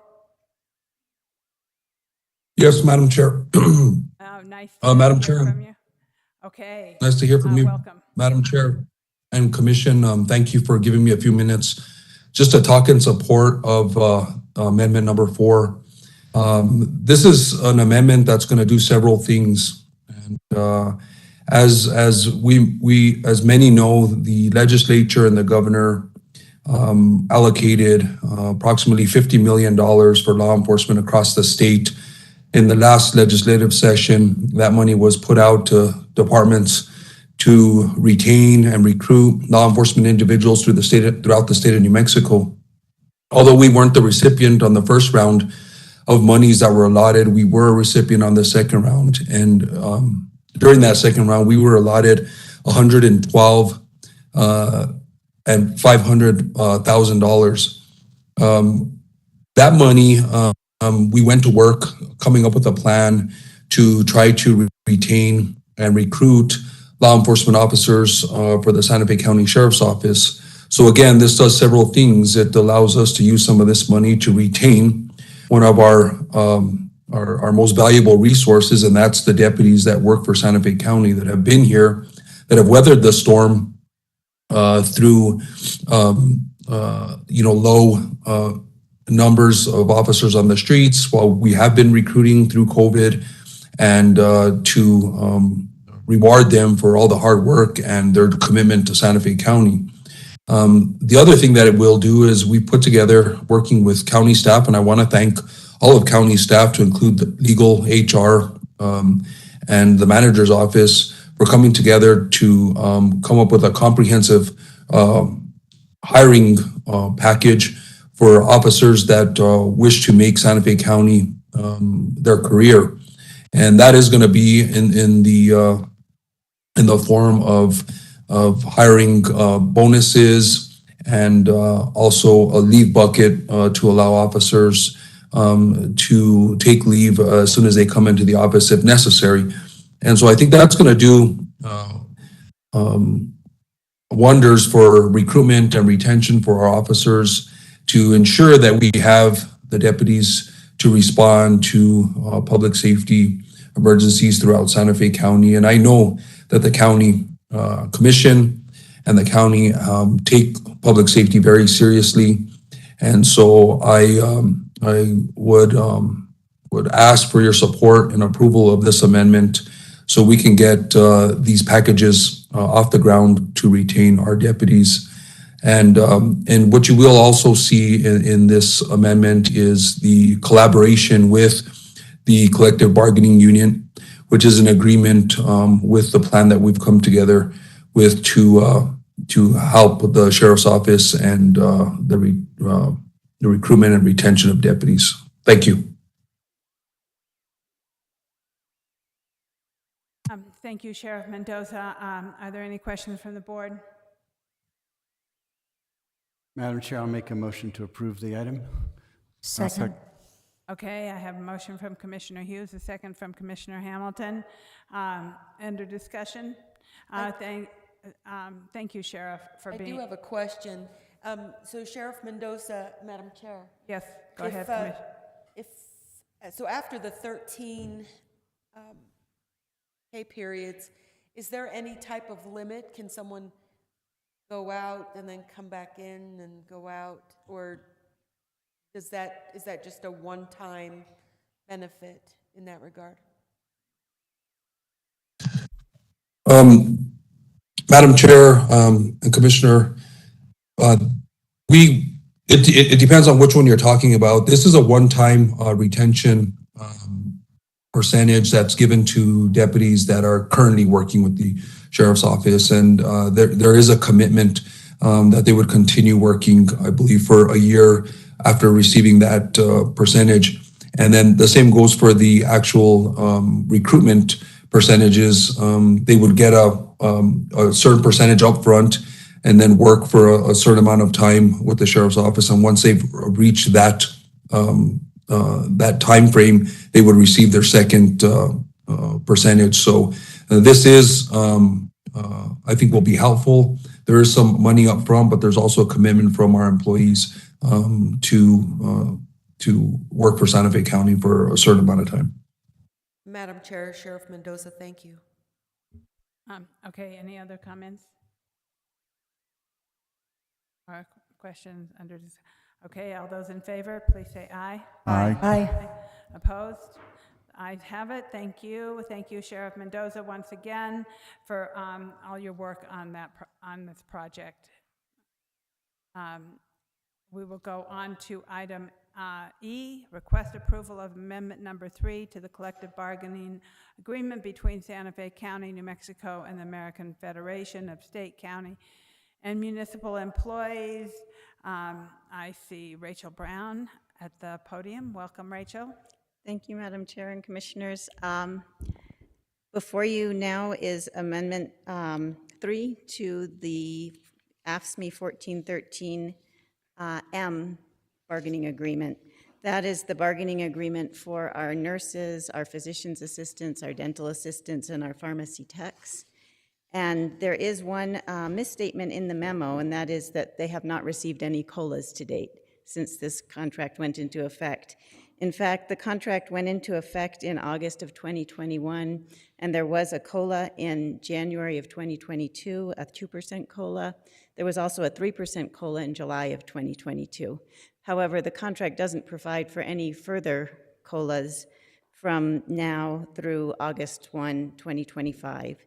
And so this amendment would address that, that issue and ensure that we have good recruitment and retention opportunities for this bargaining unit by giving the 1.5% COLA that was given to non-bargaining unit members at the beginning of this month to this bargaining unit at the next full pay period. And also ensuring that should we give future COLAs to our non-bargaining unit employees, this bargaining unit would receive the same benefit in a COLA applied against their pay scale. And with that, I would stand for questions.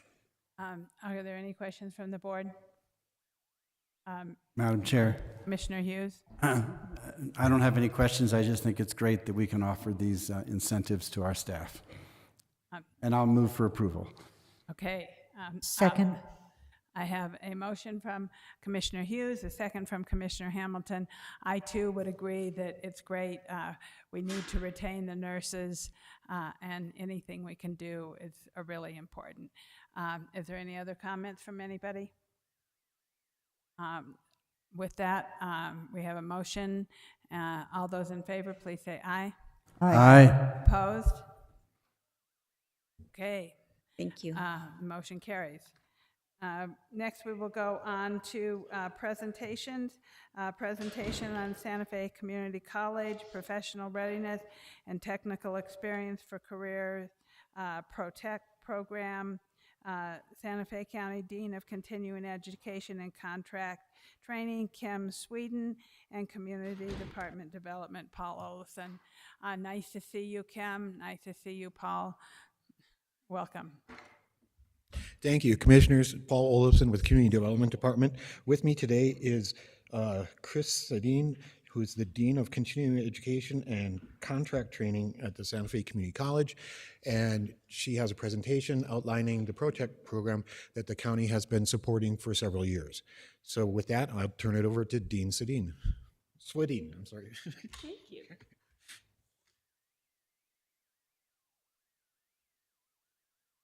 Thank you so much for letting me have this chance to come and talk to you about a program that this county helped to invent when Commissioner Bustamante was a dean at Santa Fe Community College. So the program started in 2017. We call it Professional Readiness and Technical Experience for Careers. We call it ProTech for short. And it's a chance for people who are unemployed, underemployed, re-entering the career force, trying to skill up for a new position to come and have accelerated short-term technical training. It has wraparound services, so we work with New Mexico Workforce Solutions and Workforce Connection to help people with resumes, interview skills, how to actually search for a job, and some of those skills, so that we can then place people in paid internships, which the county has allowed us to do with this funding. And many times people get placed actually after they've had a chance to do 80 hours on the job. So it's a very nice program for people to test out what they are hoping to do next, and we have had a lot of success with the program. Partly what we're doing is building, so we start with basic skills. We have digital literacy that we help people with, so we teach them some of their internet skills that they might be lacking. Gmail, some of these things that a lot of businesses require people to do these days, how to do basic web design and Word and some of those skills so that they can prepare their resumes and be work ready. In addition, we've worked on communication, critical thinking, and teamwork skills. So, and the other thing that we do as we're building these stackable credentials, we've worked with employers and industry sectors to create a series of digital badges so that we can show employers the actual skills that people have learned in our program. And many times those match the resume skills that these employers are looking for. We do award digital badges as well, and we do give industry certifications for successful completion of these programs. So for instance, OSHA safety training, fiber optic technician certifications from the International Fiber Optic Association, so that people can take those skills to their jobs. We've had lots and lots of community employer support over the years. We ask employers what kind of skills they want. We refresh these discussions with employers regularly so we can update our curriculum. In the last year, we've had some pretty impressive results. So we had 62 students complete the fiber optic technician program.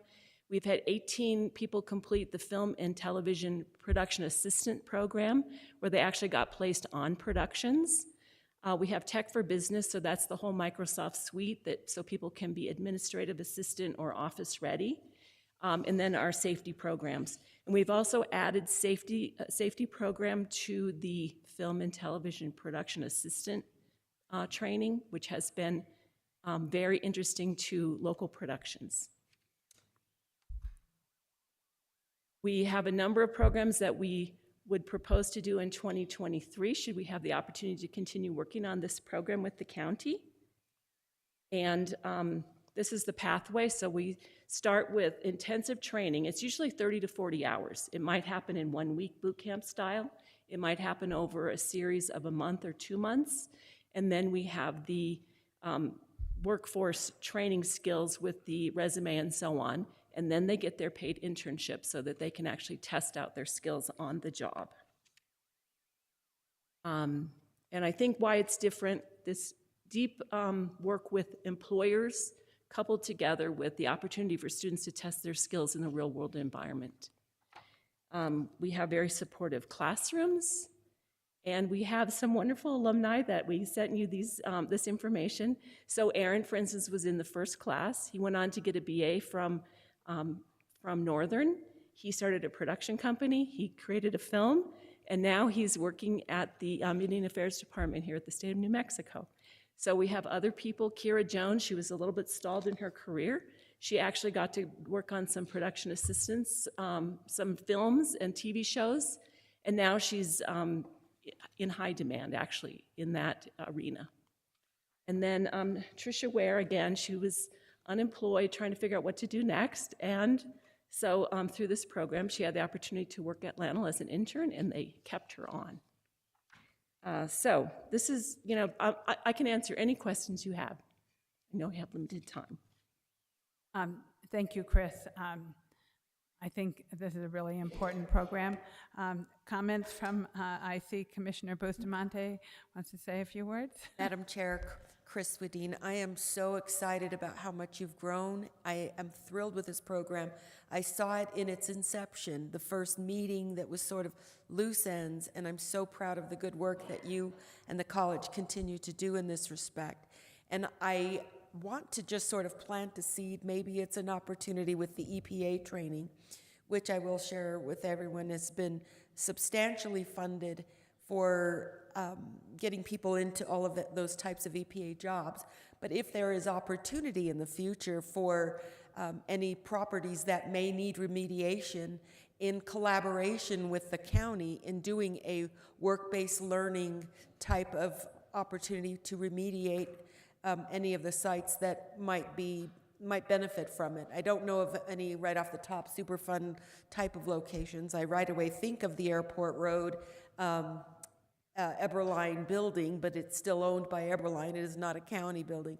But I do see opportunity for integrating that wonderful program, and you have an amazing training team there in helping do things in the community that maybe we could find ways to support and get funded to remediate some of these sites that can't really be occupied or used given their contamination. But mostly I just want to thank you for your continued good work, and I'm glad that you're a dean loading that business. You. So thank you so much, Chris. Thank you. Commissioner Green? Chris, thank you very much.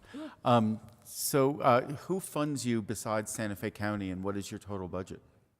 At this point, Santa Fe County has been the solo funder. We are working, now I will say that we did have some private pay customers as a result of being able to develop the curriculum using the county money. And so this program has been focused on county residents. So you have to live in the county in order to take the training in this program.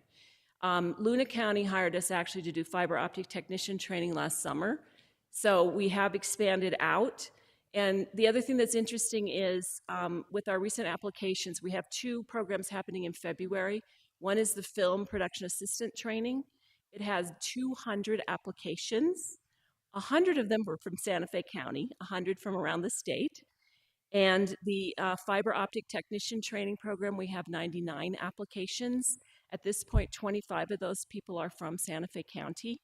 So we know there's a lot of demand and more interest than we've had funding. We are talking to the state of New Mexico. We did get money from the state for a boot camp last year, which we did 3D printing with Sarah Boisvert, who I think you may know from the Fab Lab Hub. So we are constantly looking for other funding opportunities to put together with the county. The Workforce Connection folks, of course, have their staff work with us. And then Santa Fe Community College adds some staffing as well to bring this together. Specifically, I'm wondering if there's a way to work with our major employers, whether it's, everything from hospitality training and getting something with the Hospitality Association to get a program for that, whether it's Los Alamos National Laboratories, it says it's probably picking up half the fiber optic people, right? And or the hospitals, right? And just creating programs. It's a great program curriculum to get them into the system. And if they're going to be the beneficiaries of this, they can help with the curriculum and paying for it. And I encourage us all to work with them to get you as much as you need. Commissioner Green, thank you. I appreciate that. And I'm going to work with Paul to see if we can also get some more funding. And as we go through the state legislative session, we'll see what happens as well, in addition to looking for federal funding. So Commissioner Bustamante mentioned the EPA job training program we have. That is funded by the U.S. EPA. And that program is a 5-week intensive boot camp. At the end of it, people have 12 industry certifications, including things like HAZWOP or 40, hazardous transportation, OSHA 30, et cetera, so that they are work ready immediately upon the ending of that program. Yes, excuse me. Thank you. If I might, I just wanted to mention that we are bringing forward a contract extension and amendment that will be before you at the next meeting in February 14th. And that's using some county monies as well as ARPA monies. Thank you, Paul. I also I have supported this program from the beginning. I think that more workforce development is always a good thing. The better we train our community, the more jobs we can provide. But I've also really would like to encourage workforce development and project management, because project management is something that we are always in need of. And I know there are programs out there that people take online, but at the same time, maybe this might be an avenue for you to help people get more jobs at the county. I would like to do that. We are having trouble finding instructors, as you might imagine, since they get to make the big money out in the world right now, but we'll continue to work on that. Okay, I appreciate that.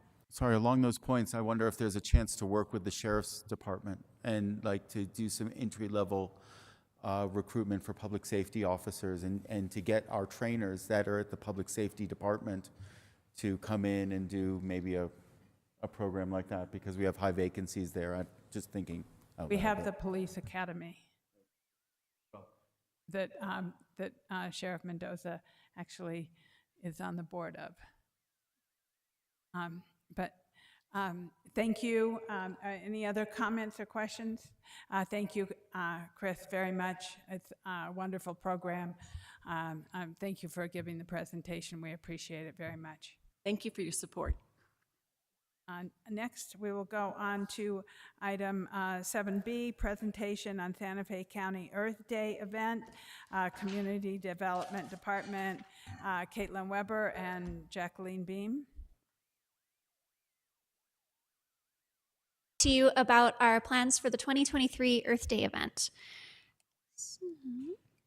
So the goal of the Santa Fe County Earth Day events is to engage county staff and community members in implementing sustainable practices to preserve natural resources for current and future generations. And we really appreciate the support that we've received from the Board of County Commissioners, community partners, and other county departments on these events over the years. So the events have really evolved over time. In 2019, sustainability staff distributed educational materials at an Earth Day event. In 2021, sustainability worked with Public Authority, a contractor, and community groups to carry out a similar series of events. This year, we are planning to host a single larger Earth Day event at the Santa Fe County Fairgrounds off of Rodeo Road. The site was recommended to us by staff in Public Works. The Fairgrounds is a central gathering place in our community. It serves as a polling location during election season, hosts the Santa Fe County Fair, houses the Santa Fe Extension Office. There's also a master gardener group that maintains several demonstration gardens on site. And in addition to being a valued gathering space, the fairgrounds is also home to extensive paved parking areas and large buildings, animal barn, exhibit hall, and other structures. And so impervious surfaces like these parking areas and rooftops that you can see on the image here, they generate runoff as rain and snow melt moves across them. And so for this year's event, we plan to install green stormwater infrastructure at this site, and I'll talk a little bit more about what that is. So runoff can wash pollutants such as pet waste, motor oil, and litter into waterways as it moves across impervious surfaces. And it's considered a significant threat to water quality in the United States. However, properly managed runoff can also serve as an important water source in Santa Fe County's dry climate. In addition, to protect waterways, the county is required to manage pollution from runoff under its Federal National Pollution Discharge Elimination System Small Municipal Separate Storm Sewer System permit. So under this permit, the county is required to maintain a stormwater management program and report annually on that program.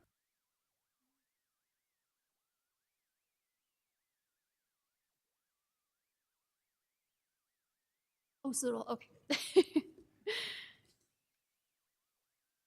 Okay, so traditionally, gray infrastructure, things like pipes, curbs, gutters, storm drains, were designed to move stormwater off the landscape.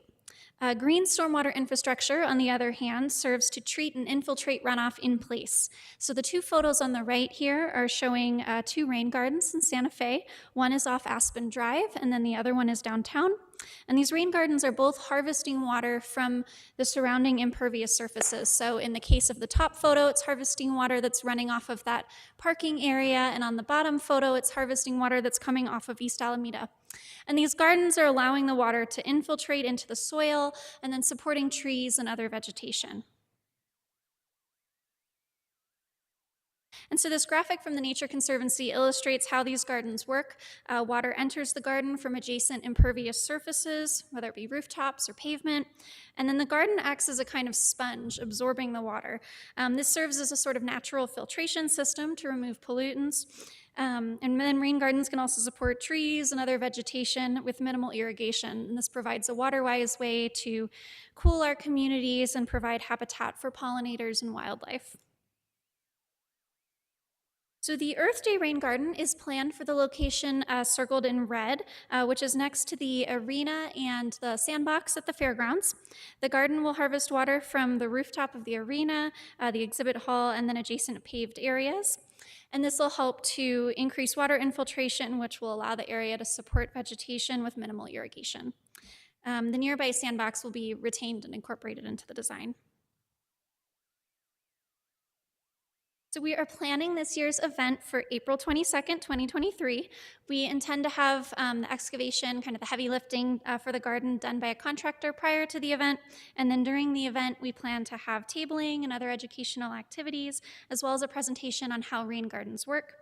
Participants will also have the opportunity to help with planting and other tasks to put the finishing touches on the garden.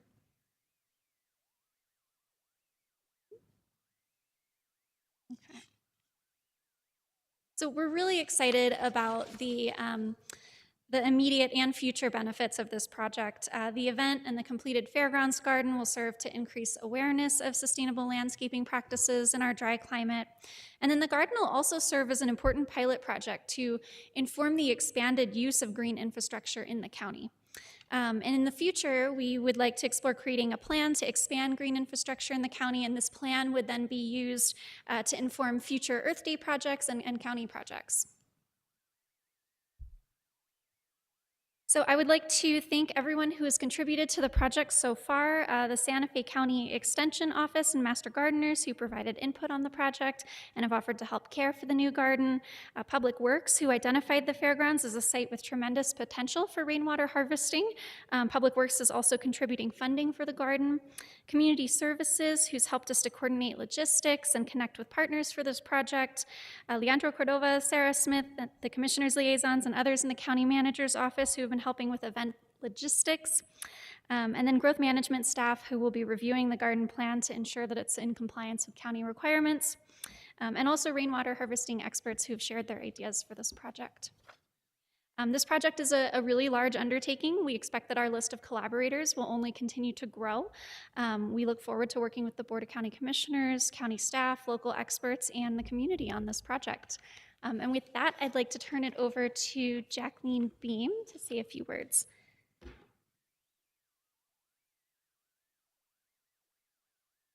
Madam Chair, Commissioners, I just want to take this moment to thank Caitlin for all of her hard work.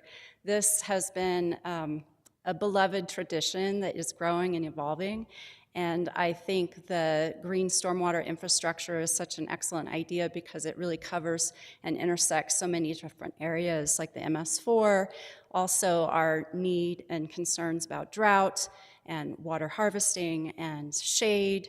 So I encourage us all to think about this going forward in all of our facilities, and we'll use this opportunity to make that plug also. But that's all I have for now with this event, and I think it will be a lovely shared experience this year, and I look forward to seeing how it continues to evolve in the future.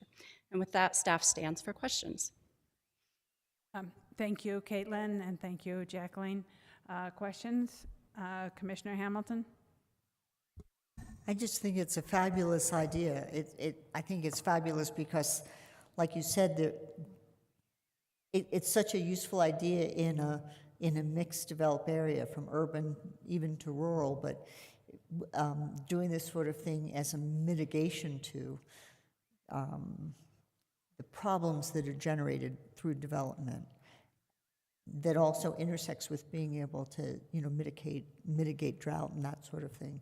So it's just a great idea, and it occurs to me that lots of people are going to want to know how to do this. So I hope that that's something that they can get from participating and seeing this. Are there any other comments? Commissioner Hughes? Thank you, Madam Chair. I just wanted to thank you for the presentation and say I think it's a great idea to do one big event. It was fun doing the little ones over the last couple of years in each district, but I know that was a lot of work. And so I look forward to participating in this one. Commissioner Green? I'll go first. So thank you very much. It was fun to take part in Earth Day this past year. That was great out in Santa Cruz. And I drove by those trees the other day, and even though they didn't have leaves on it, they looked healthy. So that looked like they survived. So that's great. I'm wondering if you're working as in a way to make this easier with growth management and to sort of create boilerplate details for people's landscaping plans on how they could incorporate one with just when people are doing a new portal or some minor upgrades or some paving things, that they could easily incorporate one without sort of the headaches of a landscape designer, and some best practices that are easy to just staple on some plans and be acceptable by the county.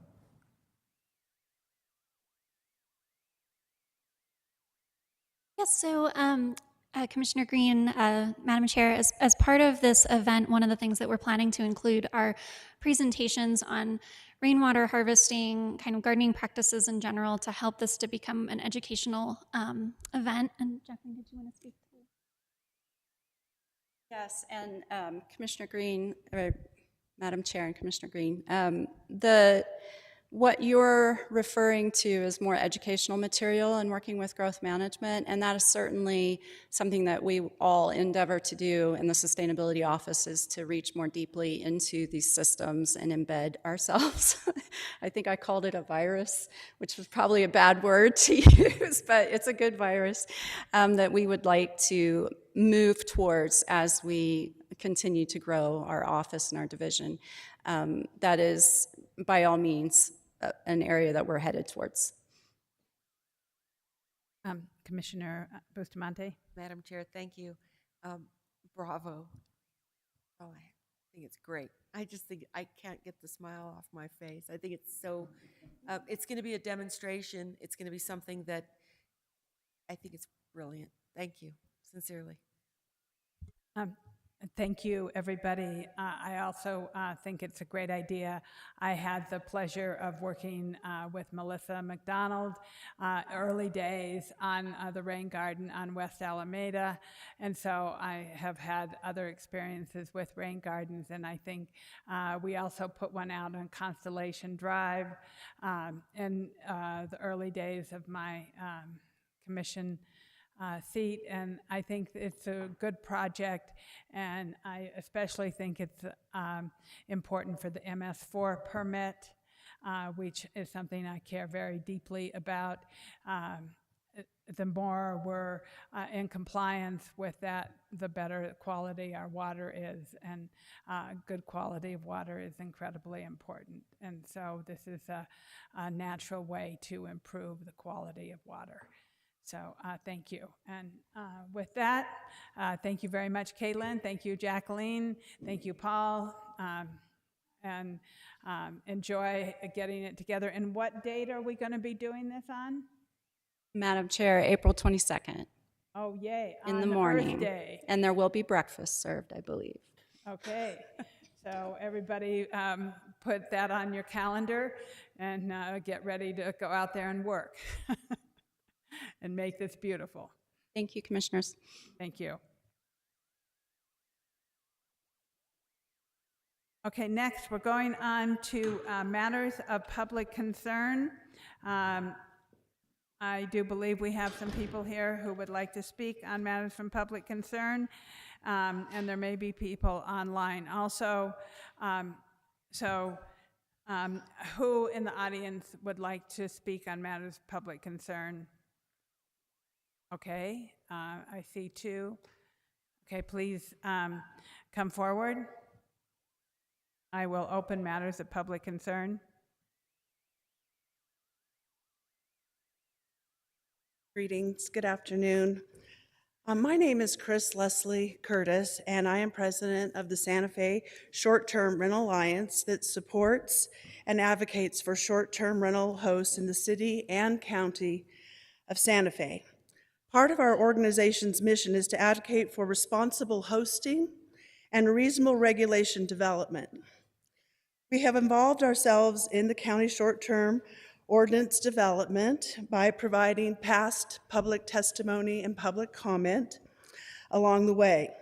We are now in the application process, and many of our members and other STR owners across the country are expressing difficulty with this process.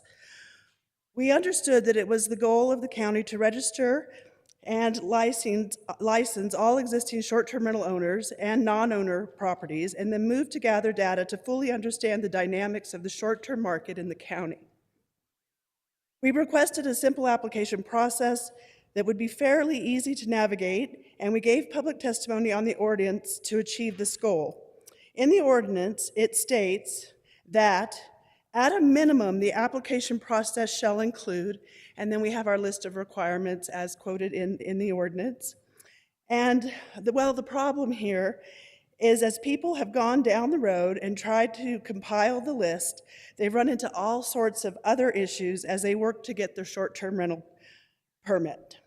These issues are long, and I actually have some documentation from many of our members that they have submitted to me as president of the STR, from grassroots groups, and I'm hoping that they will submit these in writing to you as well. But today we have some other constituents of yours that are here to kind of point out their story and what they're going through. The issues are rather long, and some of these issues reply to after-the-fact developmental permits being required, having to change addresses to comply with the requirements of the 911 form, and although those may be reasonable in some situations, we've been told that the county doesn't even have the staff to go out and to put out the red address signs to change people's addresses. So we also have found that the emergency personnel that are handling the 911 form of the application are overwhelmed. The staff granting appointments are overwhelmed, and people are stating that it takes days to get a phone call back, and that at one time a staff member stated to just call back later to try to get an appointment because they were completely booked and could not schedule them at this time. All this and the majority of short-term rental hosts have not even started to apply for their permit. By March 15th, these hosts are supposed to put a permit number on their listing if they use a platform. I respectfully ask the commissioners to consider an extension of the March 15th deadline to allow all parties involved in the permitting process to work through some of these very difficult issues. So that is just my request, is to consider an extension of the March 15th deadline for the STR permit process. Thank you. Thank you very much. Next.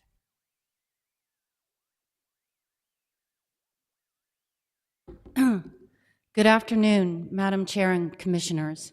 My name is Deborah Tompkins. My wife and I have been Airbnb hosts in Santa Fe County for 6 years. When this commission initially proposed regulating short-term rental units last fall, I was very much in favor of this idea. I still am, mostly because I want the county to benefit from the taxes that Airbnb has been collecting from my guests all these years. It's my understanding that those taxes, 8.5% on every booking, are being sent to the city of Santa Fe rather than the county. That isn't right. So on January 3rd, I downloaded the short-term rentals business registration checklist that was posted on the county website. I was surprised by the number of documents required just to apply for a business license, but I eagerly went ahead with the process. I soon learned that what should be a simple licensing process is actually a confusing, time-consuming, and quite expensive permitting process. For example, the STR license application requires hosts to submit site plans and floor plans. I was told by a county employee in the land use office that we have to hire a professional drafter to create these plans. I got 3 bids to create the plans, ranging from $7,500 to nearly $20,000. This is far beyond our ability to pay, especially in a short period of time. Another example, when I went to the 911 office to get the required 911 address form, the staffer there changed the address of our primary address because our property has 2 driveways. Our Airbnb remains number 29, and our main house is now number 31. Then I was told by a different county employee in the land use office that we are not, a different employee in the land use office, that we are not allowed to have 2 driveways. He said, quote, "You'll have to abandon and revegetate one of the driveways because accessory dwelling units must use the same driveway as your primary residence," end quote. That would force either our guests or us to park on the street, which violates the very same SDR ordinance. So I suppose we'll have to go back to the 911 office and change my house number yet again. Every document we request takes up to 15 business days or 3 weeks for the county to respond. Many hosts are being told they can't even get an appointment to review their applications until late February. And once the applications are submitted, the STR license also takes another 15 business days to process, another 3 weeks. According to one report I read, there are between 500 and 800 short-term rentals in Santa Fe County. There is no way all of us can physically have all of our paperwork approved by March 15th. I am sympathetic to all the county employees who are underwater trying to assist hosts like me in processing these applications given the March 15 deadline.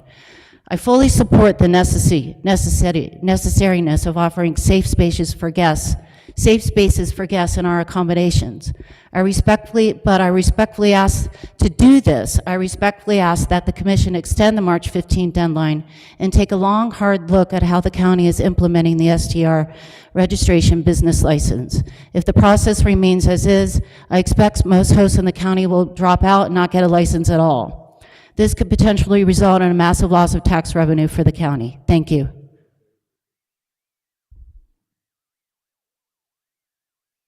Is there anyone else in the audience who wishes to speak on matters from public concern? If not, Danielle, do you have anyone online who wishes to speak on matters from public concern? Madam Chair, I do not see anybody online that's indicating that they'd like to speak for matters of public concern. Okay. In general, we cannot comment on matters from the public, but I would like to encourage you to stay around when the commission has on item number 10, when the commissioners' issues and comments come up. Which is an opportunity for us to discuss things. But in the meantime, I'm going to close matters from public concern and go on to item 9A, matters from the county manager. Thank you, Madam Chair and Commissioners. I'll be brief relative to COVID-19 related matters. The current statewide COVID public health emergency is set to expire this Friday, so we'll be anxiously looking forward to see what our governor does relative to the statewide COVID public health emergency. Secondly, I had mentioned and acknowledged that Gary Harone is retiring effective today. I wanted to also acknowledge that Brian Snyder has been offered and accepted the position as our Public Works Department Director. Look forward to continuing to work with Brian in his new capacity as he continues to build upon the foundation that Gary and other team members helped lay at Public Works. And then with regard to the topic from matters of public concern, I've asked the Growth Management Department, separate from those comments, to provide the board with a presentation at its next meeting concerning the short-term rental business registration and licensing process, to include information on applications submitted, timelines for processing them, and also some of the real issues that have been encountered relative to unpermitted development, unpermitted dwelling units, which I think is part of what has been communicated to commissioners. So again, I have asked the Growth Management Department to put together a presentation for the board so that you can have more complete perspective, if you will, on what the actual process is and what some of the challenges are that have been identified. So that's it for my updates. Thank you. Okay, next we're going to, from the county manager, we're going to Hutch Miller. Welcome, Hutch. Nice to see you. Good to see you, Madam Chair, Commissioners. I'm going to pass these out first, copies of the report, in case you want to mark it up, and just take your notes down as to questions regarding legislation. Okay, thank you.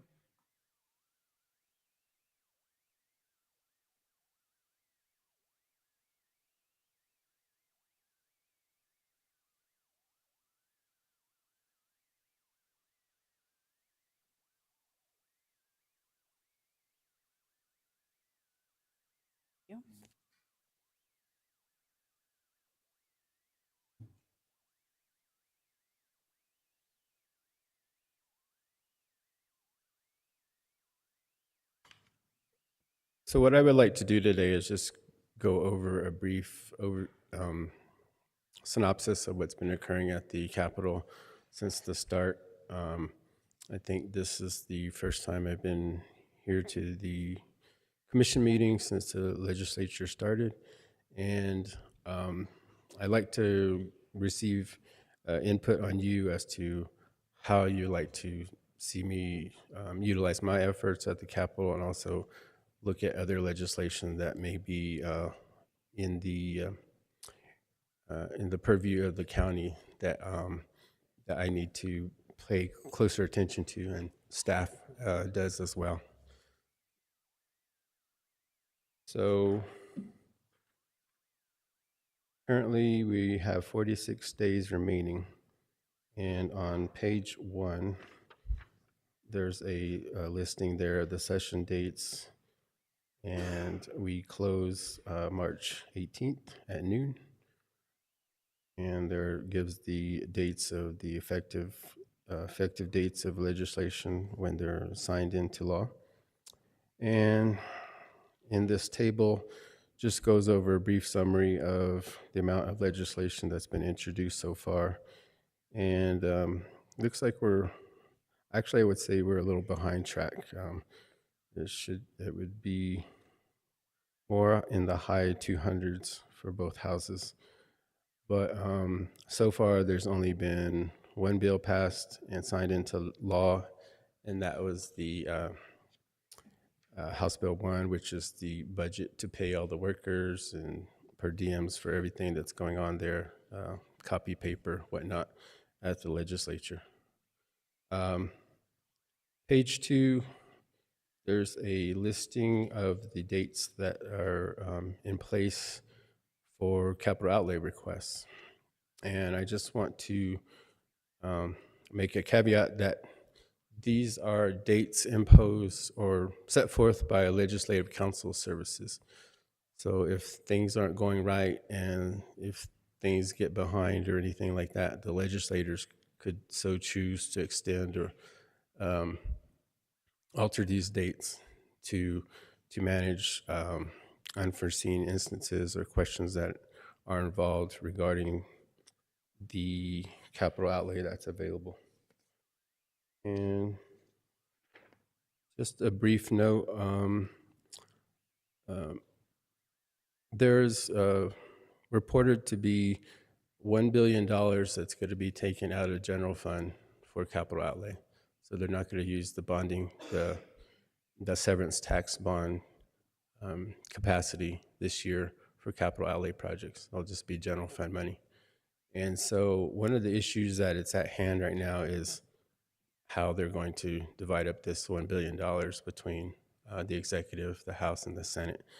And just a quick note, if they were to divide it up 3 ways, it would be approximately $330 million to each of those houses, the executive, Senate, and House. And what that calculates out to is around $4.7 million for each House member and $7.9 million for each Senate member. And so that's still in discussion. A lot of projects wanting to get done, and they want to make sure that they have the capacity to get projects completed. So there's still a discussion going on with that. And they're trying to get this component of the budget squared away before they move on to the actual state operations budget. So that's still in the works right now. I just wanted to add too that I think things have been off to a slow start because there are a lot of new House members and there are some new Senate members. And in the House, there was a lot of changeover regarding committee selection, committee chairs. And so those new chairs are getting their processes set in place, and they're finally getting to hear bills. House Energy and Natural Resources actually met on Saturday because they see that their list is getting longer and longer, so they're trying to accommodate the backlog that has occurred since things weren't going off as fast a start at the beginning in the first week. The following pages are a list of the legislation that I'm tracking. And the way that I have them listed is by the corresponding resolution that they apply to. So you can see there we have a bill for single-use plastics, quite a few for gun safety, in homelessness on page 4, also alcohol-related harms. Page 5, reduce greenhouse emissions. Page 6, the all-encompassing legislative priorities resolution, the sustainability resolution, and quite a few resolutions. But actually, that helps me out a lot to categorize the different pieces of legislation and see where they fit into the county's overall support or issues that are counter to the support that's provided by the county. Page 8, community development. Page 9, the recent ICIP resolution that was passed with the new project and project costs. And on page 10 is a list of, I believe I have in there 170 bills in there right now, and they don't fit quite into any of the other resolutions. But what has been going on in the manager's office at the direction of our county manager is that sending these introduced bills on a daily basis to staff and to elected officials' offices to get their input on these bills. For the most part, they don't have a dramatic impact, and just have them all listed here because you never know which way these legislative items are going to turn, and they could gain momentum at any time, and they could be changed at any time. And so it's always a good idea to keep everything on the radar screen, even if it's not moving right now.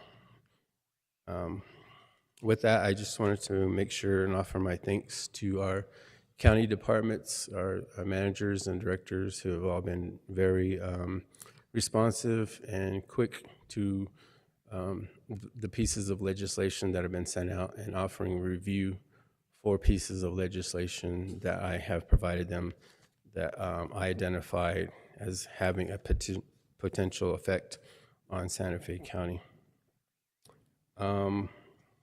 There are two items that I would like to highlight, which are included in this non-resolution conforming section that starts on page 10.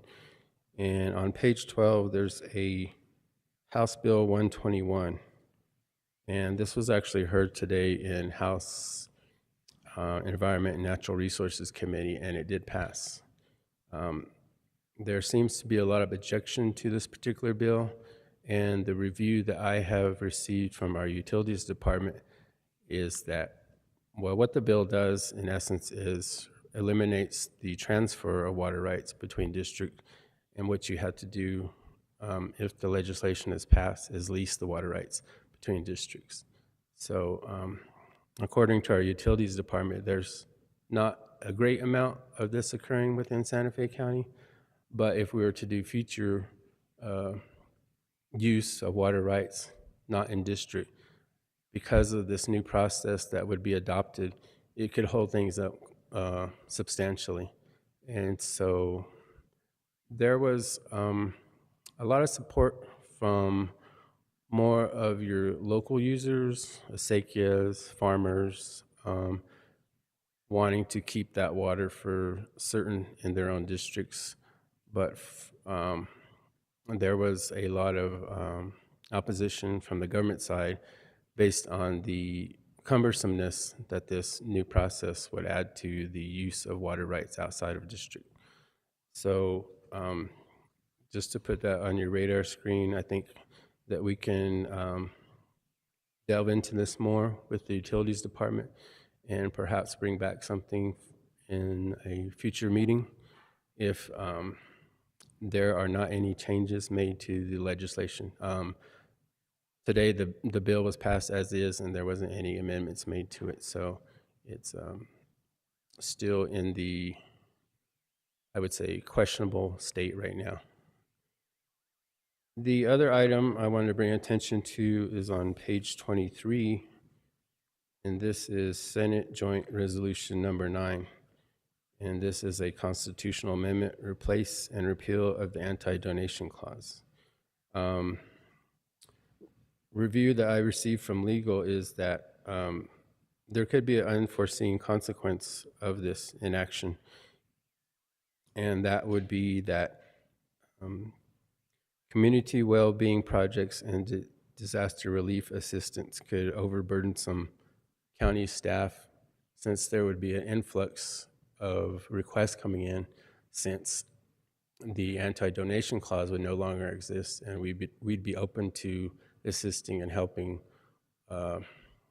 different persons and parties within the county itself. So it's a potential issue, and I think that we would have to monitor this as well. I don't know if this hasn't moved currently, but I believe that there is that sentiment within the legislature post-pandemic, seeing that government needed to extend beyond its bounds and reach individuals to provide them assistance in the best way they could.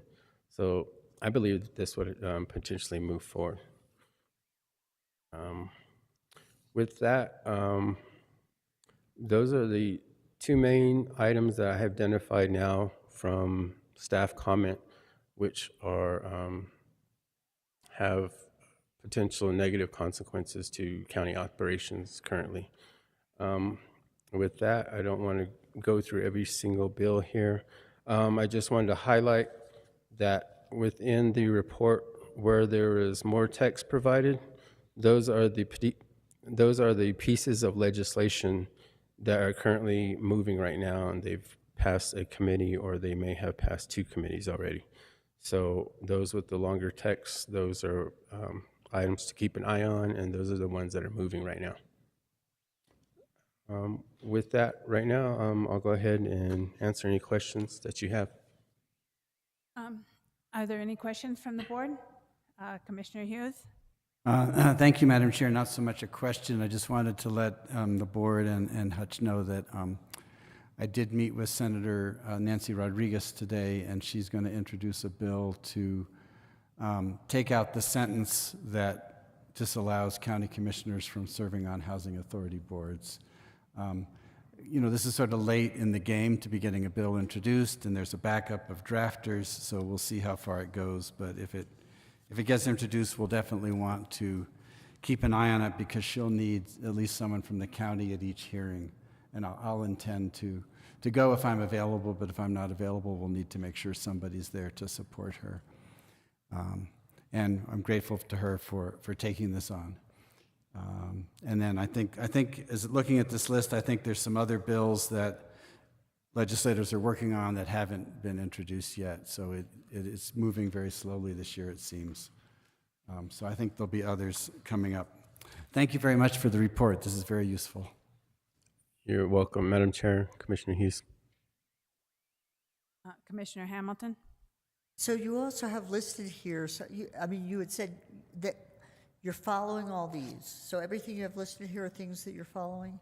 Because there are a couple of things here that are alarming, and in a way, I really hope you are following them, so that we have some warning if they're actually gaining any momentum. Madam Chair, Commissioner Hamilton, it's a 60-day session, so they're going to introduce anything and everything that they can.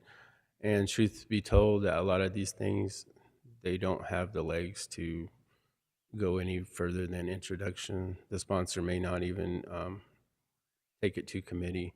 It's more of a statement piece to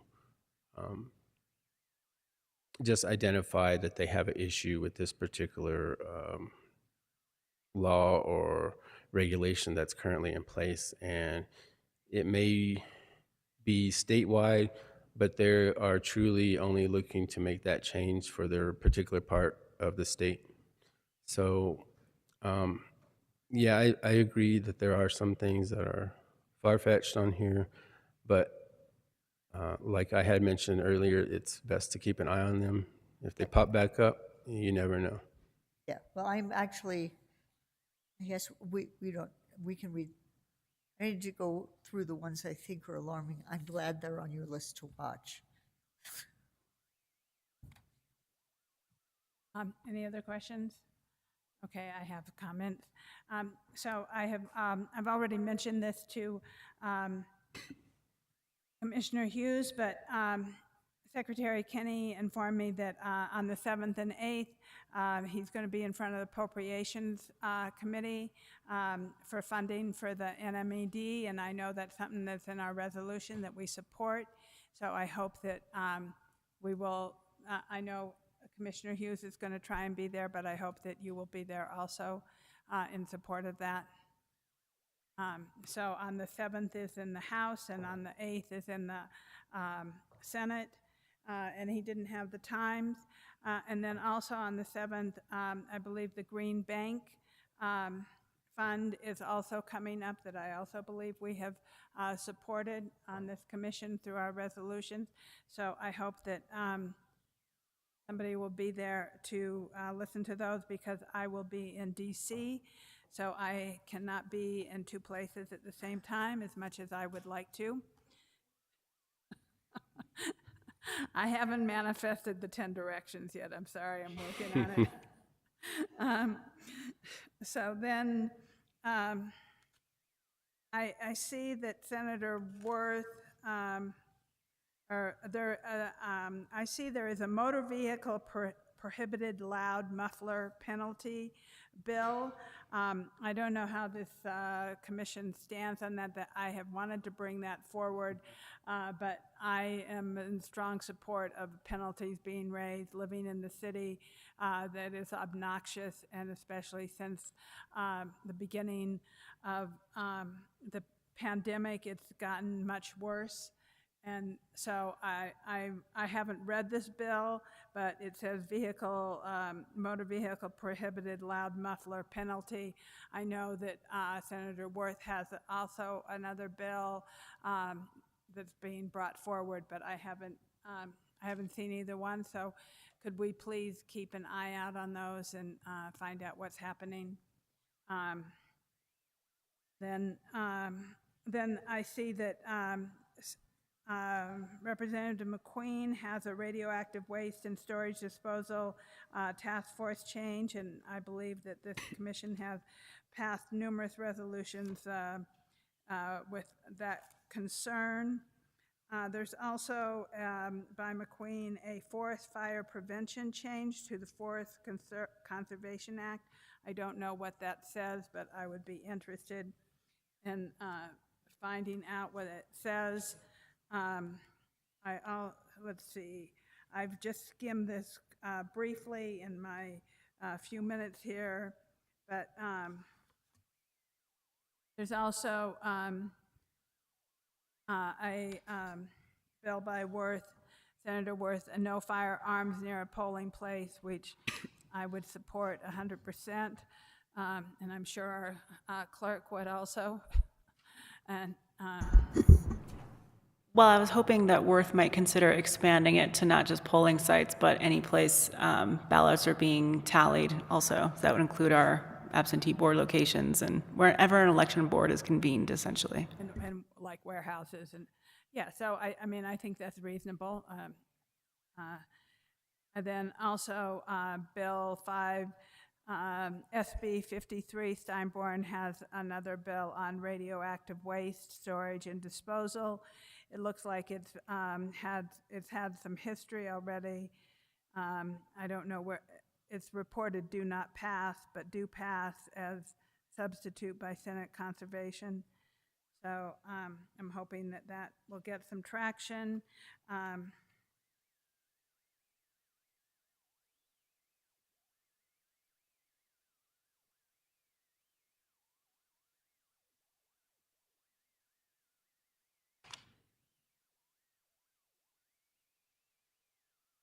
Anyhow, I can see that a lot of these bills have just been introduced, and who knows exactly where they're standing at the moment.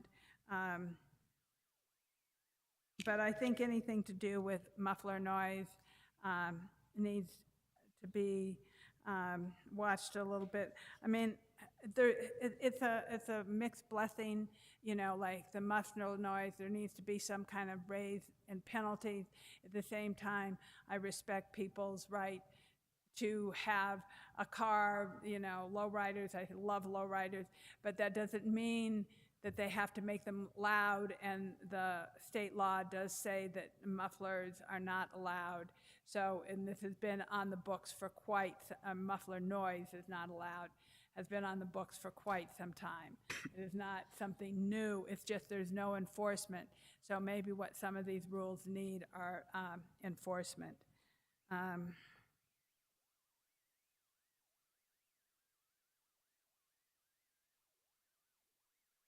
If there isn't anybody else that has anything to say about these bills, thank you, Hutchie. I really appreciate you putting this together. It is so helpful and makes a huge difference for all of us. You're very welcome, Madam Chair. And I've written down the items that you mentioned, and I will get with your liaison and provide you the additional information that you need. If any of the other commissioners aren't thinking about it right now, but if it pops into your head, just you can work with your liaison and let me know, and I'll get you the information, anything that you need to know. One of the complicated and confusing matters is the way in which different committees are taking public testimony now. Some of them are full-blown, everybody can speak. Some are limited in time, and some are only, if you speak with the sponsor, they can get you onto the Zoom call. So I need to clarify that for myself as well, of the different rules for the different committees. But if you need any of that information, I can pass it along to you as well. Any other comments from anybody? Just the appropriations for NMED is important to me. They've been underfunded, and to this commission, we supported that in our bills. They've been underfunded for way too long, and we definitely need them to be able to have enforcement out there so that we can capture the release of methane and stop that from propagating, and many other of the things that the New Mexico Environment Department does for us. I had the opportunity to meet with Secretary Kinney this week before I go to Washington, and that was really to talk about our WIP issues and the transportation of surplus plutonium through the county, but I'll talk about that later. So thank you, and I see that Madam Clerk has her hand raised, and I will allow you to speak. Thank you, Madam Chair. I did want to say that as for appropriations, the new chair appears to be assigning subcommittees to make decisions about where funding is going for agency requests. So it'd be good if Hutch could figure out which subcommittee is assigned, because then it's easier to talk to 3 people than the whole. That would be my suggestion. Thank you, I appreciate that. I will be gone next week, but I will be back on by our next board meeting on the 14th. So, Thank you for that, Clerk Clark. yeah, thank you. I guess that will take us to matters from the county commissioners and other elected officials. I'll start with Commissioner Hamilton. Well, I assume this is going to come up, and I just, given the public comment, wanted to add my voice that even if it's with regard to short-term rentals, even if it's only a matter of not having had sufficient staff capacity, I think the idea of extending, or at least considering, and you know what the pros and cons. It just seems like extending the deadline would be a really viable way of making things more fair. I don't think it changes unless somebody can show, and you know, unless can be shown how there would be a negative impact to the intent of why, you know, there were deadlines set. I'd like to see that considered, because it just seems like it's a huge pressure on people who are legitimately trying to comply aren't able to, partly through no fault of their own. So I would just, I just think giving consideration to this would be a really, really good idea. And not only that, tomorrow's February 1st, so there are 6 weeks left. So we need to consider that, especially if this body has to act on it, we need to see it soon. Yeah, that is, Commissioner Hamilton, that is part of the issue that Commissioner Hughes and I have had the opportunity to discuss, is that by the time we changed an ordinance to do go through the whole process. It might not be able to change it until April 15th, or, so I agree, I do agree with you also, and I think that we need to find a way to make that possible, because I think there are some serious issues with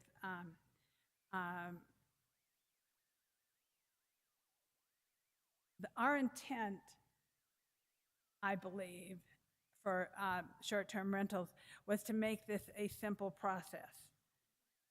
And that was our intent from this board. It was not to make it an onerous process. It was not to make it extremely difficult for people to get a short-term rental. And if the numbers are true of what I am hearing, that we've only have 60 people registered, then there is something wrong with the process that has been created. And so if we as a commission wrote that, then we need to look at what is happening with the process, because it's a business license. It's supposed to be relatively straightforward. At least that was the intent of this commission. Go ahead, Commissioner. No, I agree. That was the intent. And I think that, there are always going to be some problems, but, I also recognize that every time something gets brought to land use, if there's anything else they find they don't like, that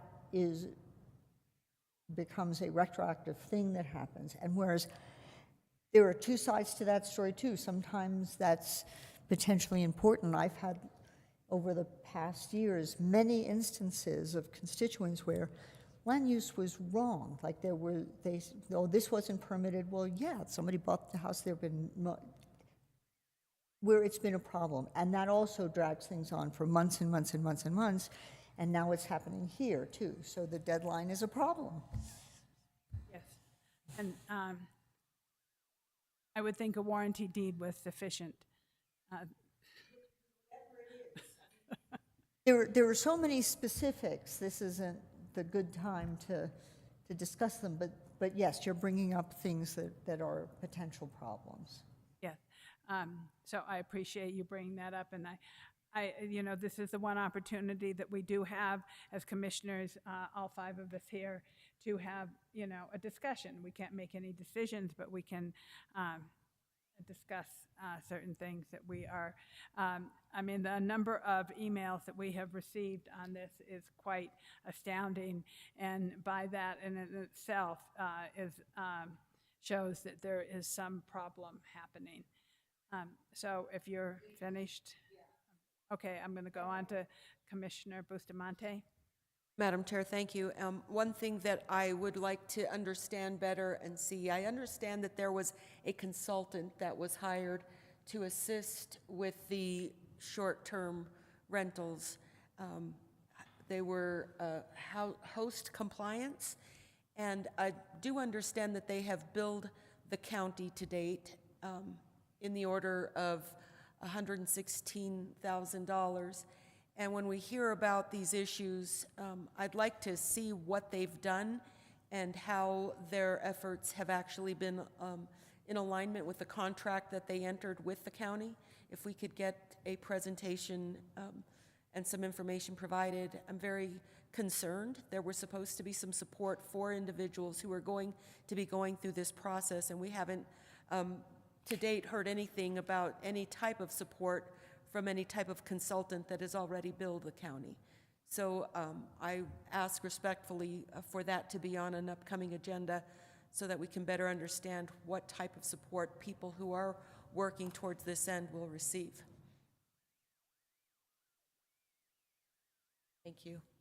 And is that all you have?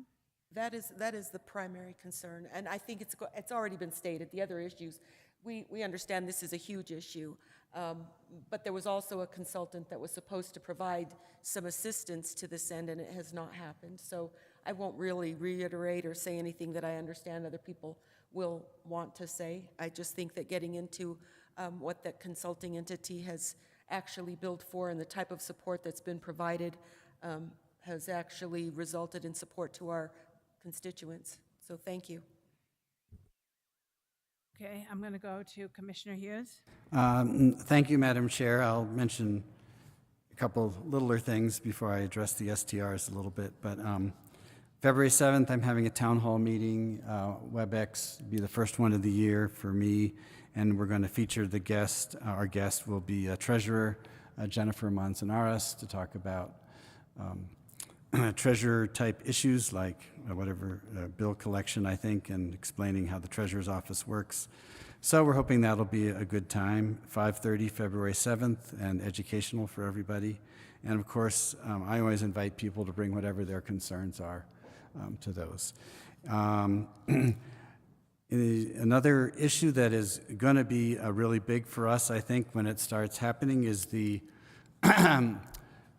approval or not of solar projects in the county. There are going to be some very big ones and some medium-sized ones. In general, you know, I think we all probably think that solar is a great idea, but there are concerns that a lot of our constituents are bringing up. And so I think we will have to have a very systematic way of being sure we evaluate these projects fairly and consider the safety of our neighborhoods as well as the safety of the whole planet. And along those lines, I think we've all gotten a request from the San Marcos Association to consider making solar projects developments of county importance, I think it's called, which would be, and I don't know that that's the proper way to do it, but I think it would be helpful for our land use department to evaluate whether that's an appropriate way to do, to look at it, or whether there's, under the existing way, there's just maybe specific things we need to look at for these solar projects to make sure that we're doing our due diligence on it. And I see Commissioner Hamilton wants to make a comment on that, so go ahead. No. Can I yield to the other one? No, you have to let me do that. Okay, I'm going to yield to the chair to see if she wants to let Commissioner Hamilton comment. So, You can Commissioner come back. Hamilton? Oh, okay. I'm happy to do it any way you would like. But I actually meant to bring that up also. And it, you know, in the SLDC, there are certain things that are projects of countywide, activities of countywide concern because their impacts are potentially broad. And I think that is something that's a reasonable change to pursue. Okay, great. Well, I think if we could get a report on that from our staff, that would be helpful. And then I just want to add, in terms of the short-term rentals, I agree with the three other commissioners who've commented on that we need to find a way to extend the deadline, whether we can do that informally, as Penny suggested to me in an email, or whether we need to make a formal vote of the commission to do that. And again, I think on February 14th, hopefully we can get a report on what direction we should go. I don't know if we could do some sort of emergency ordinance that could be quicker if we were just changing the deadline, or what we want to do. And I know, and also I just want to mention that Commissioner Hanson and I have requested a meeting with Penny this week, if possible, to sort of get an idea of what she's thinking in terms of addressing this. And I also think some other points were brought up, and perhaps that there are ways to simplify the application process, so that, because what we want is for everybody to get registered. We don't need to correct every other thing along, you know, we can do that later, perhaps. But thank you, Madam Chair. That's all I have for now. Thank you, Commissioner Hughes. Commissioner Green? Thank you, Madam Chair. A couple things. I'll get to short-term rentals in a second, but I attended the Food Depot Super Bowl this weekend. It was very tasty, and it was sold out. It was great. They raised over $80,000 to fight hunger in northern New Mexico. They do great work over there, and I'm sorry I had to recuse myself from that vote, but they do great work there. So to reiterate something that Hutchie mentioned earlier from the floor, the ICIP lists, requests for capital are due on Thursday. I think it's at noon, actually. So please be ready with that. There's a scramble around the roundhouse to get your projects funded. And so Thursday is it. So really tomorrow is your only day to really work on it. I'll be working on my first resolution to work on a project called a DOE Collaboration Center for Global Sustainability. It's a project that came out of some conversations with Lanel and Battelle and some of the communities nearby, and so please look for that in the next few weeks. I'll look for a co-sponsor if somebody's interested in talking about that. Meeting with Tesuque Pueblo to talk about some economic development and wastewater and trash issues this week, and hope to have some guidance from them as to what they want to partner with Santa Fe County with and where we can work together on these things. Spoke with some folks, with Jordan over at Housing to talk about strategic housing, a concept where we would partner with other jurisdictions nearby, the school district, the city, maybe the hospital, to build housing for our key strategic workforce. These would be our deputies, our police, our firemen, our medical workers, and our teachers. The school district is already requesting a little over $1 million to do this on their property for this year. They're requesting this as an ICIP appropriation. We may be able to do it from our own in-house affordable housing funds or some other appropriations that we have, but it is our key workforce that we need to figure out as a real critical issue here. It will go a long way towards recruiting and retention. I also would like to start discussing the concept of creating a budget committee, subcommittee, and maybe reorganizing some of our committees, keeping the audit committee, keeping the investment committee, but creating either a finance committee that oversees all of those, but that there would be a budget committee that we could help all of our operations present to us before it comes to the final budget negotiations. Actually, not last, but most importantly, I'm having on February 7th from 6 to 8 p.m. at the Nambe Community Center, my first meet and greet. We will be up there to introduce myself to the community, let the community introduce their issues to me, and get some concerns that we can act on. And so that's going to be February 7th from 6 to 8 up in Nambe. And then, as I mentioned, the MPO is soliciting projects. Those are going to be due February 17th. So that is after our next meeting, but it takes some time to prep the applications for this. So if there's some road project that you're interested in your district, or you know that some of your constituents want to talk about, I'm happy to help with that and to bring that to the MPO. And then with short-term rentals, I don't know if the real issue is going to be changing the ordinance or creating a process that allows us to get people, quote, registered with a temporary permit and get them in line to have their issues addressed. A permit that doesn't guarantee that they will be accepted into this, but it gives them a 6-month sort of short-term solution that allows them to get in front of land use and gets them registered with a number that they can attribute their gross receipts and their lodger's tax to, so that we can start to claim that lodger's tax in some other way. And I'm willing to talk to that either with staff or here at the commission at a future date. But something needs to give in this, and as I'm sure everybody's getting lots of emails, and this is not rolling out quite as well as we wished it did. Thank you. Thank you all. I'll just start with the short-term rental. Yes, it is. It kind of makes me feel like Obamacare.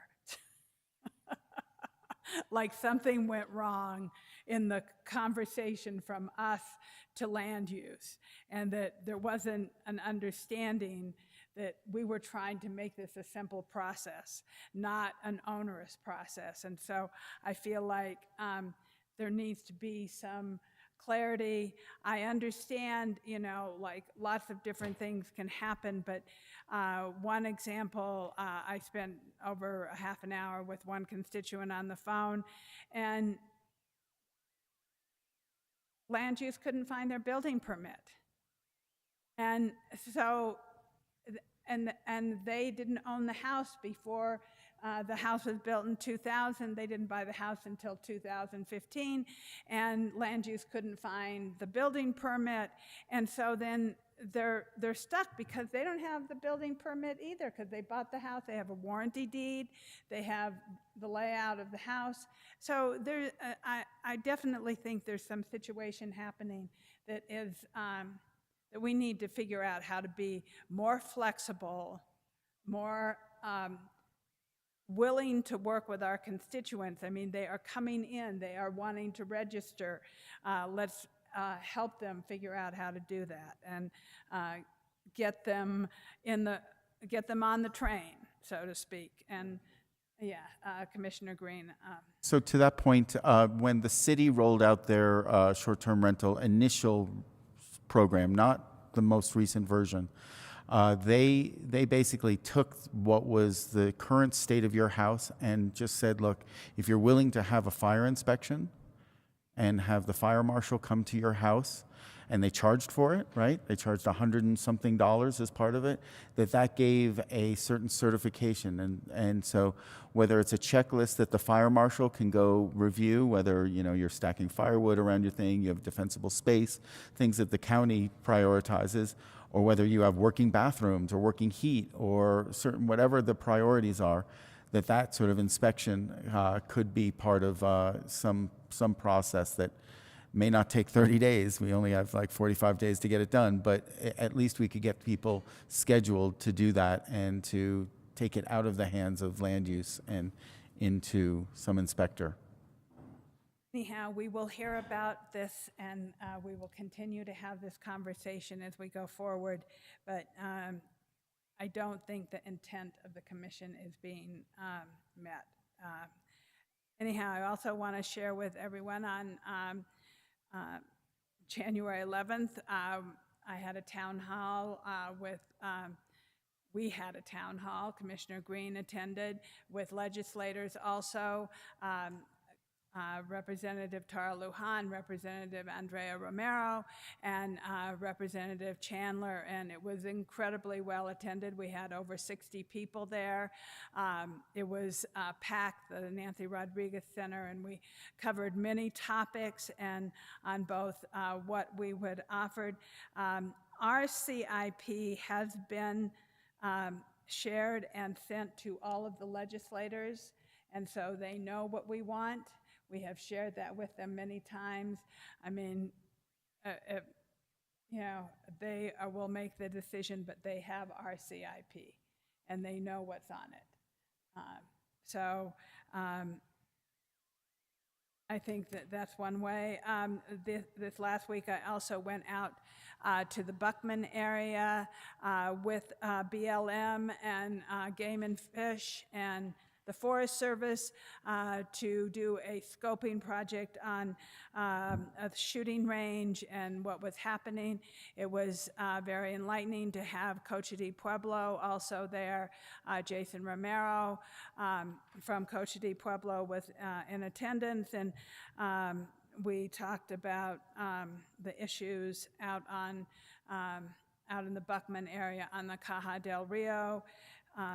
And I also attended a meeting of a coalition of people working on protection of the Caja del Rio. Also, Commissioner Hughes and I both attended a strategic vision planning session with DOE, Environmental Management, and they are open and willing to have more people attend these strategic vision plans. If anyone has time, I think it is worthwhile to express our concerns. I find it really interesting. I also went up to Los Alamos to testify and present our comments on the surplus plutonium. The surplus plutonium, moving it just from Savannah River to WIPP will be over 25,000 trips. And when we talk about the fact of moving surplus plutonium, and then we request that we want the waste removed from the hill and Lannel, and they tell me it's 200 trips, and that's going to cost too much money. It is like a little bit of a misnomer when you're going to move and take up space at WIP that was not intended for surplus plutonium. So there is a tremendous amount of problems there. I will be meeting with Jill Ruby, who is the Deputy Secretary for NNSA when I'm in Washington, D.C., and I will, of course, express my concerns. As Secretary Kinney said to me, people at DOE know who you are. And I think that is because I am willing to stand up for my constituents who are very concerned about this issue. And so is this entire board willing to stand up and protect our citizens from unnecessary transportation of radioactive materials. And so that is all I have to say at the moment. And so I will go on to item 10B, which is other elected officials' issues and comments, including but not limited to constituent concerns. Madam Clerk. Thank you, Madam Chair. So I did want to mention that on Friday, the February 3rd from 9 a.m. to 12 p.m., it looks like we will be having a rapid hire event in our office to try to hire some entry-level positions. So if you know of someone interested in working in the records and recording departments, we have both the recording clerk or senior recording clerk and also an election administrative tech positions open. Again, that's Friday, February 3rd, 9 a.m. to 12 p.m. I've been spending a lot of time at the legislature tracking several bills. There are many competing bills on things like open primary, changes to the election code, probate law, notary law. So we're paying a lot of attention, and some bills have yet to drop. I've heard through the grapevine they're coming, so people are seeing me a lot in especially the committees that relate to elections. Let me see what else. Oh, and I did want to mention, because our HR building has been given to the district attorney, we are on the hunt for, if we can't move to the new warehouse by the November election, we're going to need to find space for our absentee board to conduct their election. So we are on the hunt trying to find where would be appropriate for armed security to stay there 24 hours so they can guard our ballots during the absentee period. Thank you. Thank you, Madam Clerk. Is there any other elected officials online? Daniel? Madam Chair, I do not see any other elected officials on WebEx. Okay, item 10C. This is a request from me, a request to vote to support the National Association County resolution urging Congress to raise the debt ceiling. A couple weeks ago, I woke up in the middle of the night having nightmares about the debt ceiling, and so then I called NACO and I said, can I bring forward a resolution? And I am part of the leadership of NACO, which is an advantage, being on a number of committees. And so I worked with a number of people and NACO to write this resolution. And the way resolutions work at NACO is that it's the issue and the proposed policy. The background, after it gets passed out of committee, falls away. But the background is just there for you to use. So the proposed issue is on January 19th, Treasury Secretary Janet Yellen announced that the debt limit has been reached and the U.S. Department of Treasury would be taking extraordinary measures to continue paying government obligations. Proposed policy is that the National Association of County, NACO, urges Congress to raise the debt ceiling to avoid a default on the federal debt. The U.S. government always pays its debts. There is one other resolution that I know of at NACO trying to make this a bipartisan issue and make it, attach spending to the budget. The reality is that spending is a budget issue, not a national debt issue. We have already spent that money, and so therefore I felt like I just wanted to let the commission know and hope that you support my endeavor. Here we are out in the hinterland, so to speak, a long ways away from Washington, D.C., but the effects of what if we do not pay the national debt and do not raise the debt ceiling, the effect that it will have on all counties is extremely devastating to me, and something that I am concerned about. So with that, I will open up the floor for comments or ask for your support. Commissioner Hamilton. I mean, are we allowed to comment? Are you just looking for what our positions are for you to take back verbally? I mean, it is on the agenda. I strongly support, before anybody answers that I'm not allowed to speak, I'm very glad you brought that. It's really important. I would strongly support anything. It's the most ridiculous, irresponsible situation to be holding this sort of thing hostage. And as a matter of fact, the existence of a debt ceiling at all is an unnecessary concept. It's a ridiculous concept. It should actually be eliminated. It shouldn't just be raised. But that's a different discussion that I'm sure nobody who isn't a nerd wants to really listen to.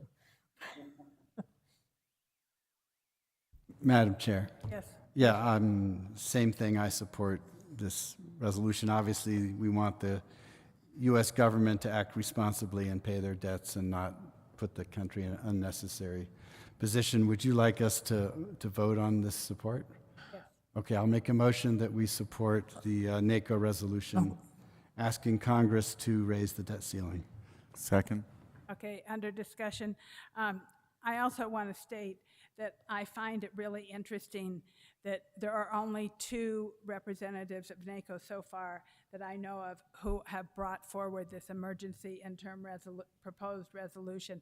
And the other one is from Colorado in a very conservative county, and myself from a very blue county in New Mexico, that we are the ones being concerned about this issue that is so frightening to me. And I also want to give Nathan Schiebel credit from Teresa Ledger Fernandez's office, who worked with me also on this resolution.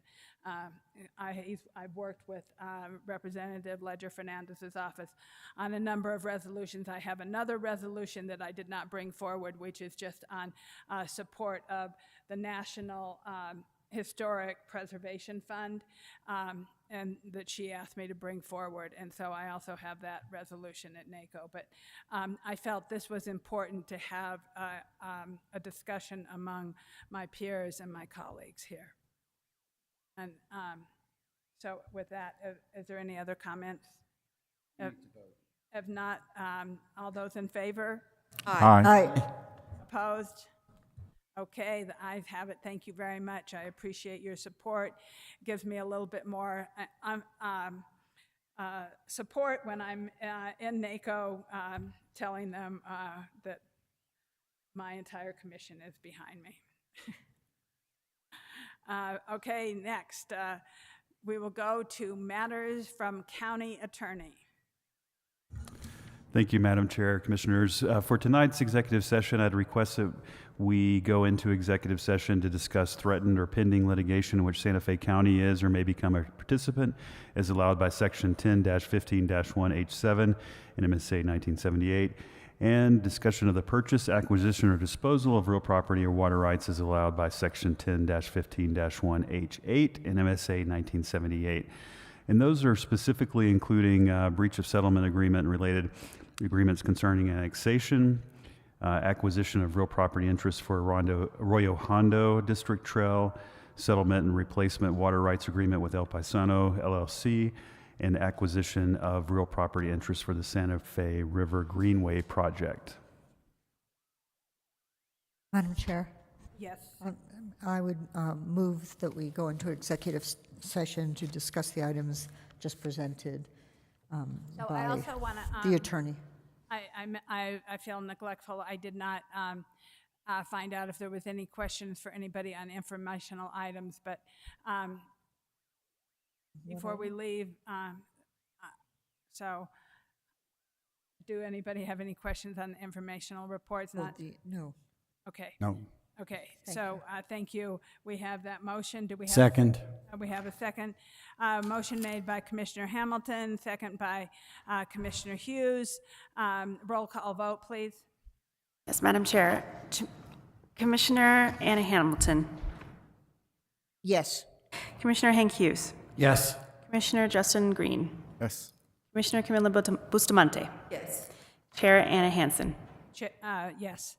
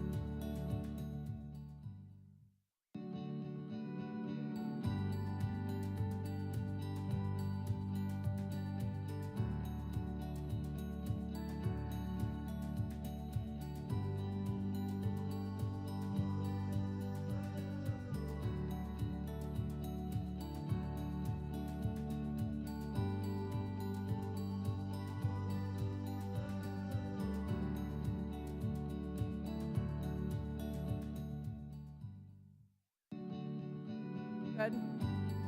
So Madam can we, Chair. Can we have a motion to come out of executive session? Madam Chair. Commissioner I'd like to Hamilton? I'd like to move that we come out of executive session and note that the only things were discussed were the things that were listed on the motion to go into the session, and no decisions were made. And I'll second that. Okay, I have a motion from Commissioner Hamilton and a second from Commissioner Hughes. All those in favor? Aye. Okay, we are now out of executive session, and may I I'm going to 11, or I'm going to 13, concluding business. Is there any other announcements before we conclude? Seeing none, may I have a motion to adjourn? So moved. Second.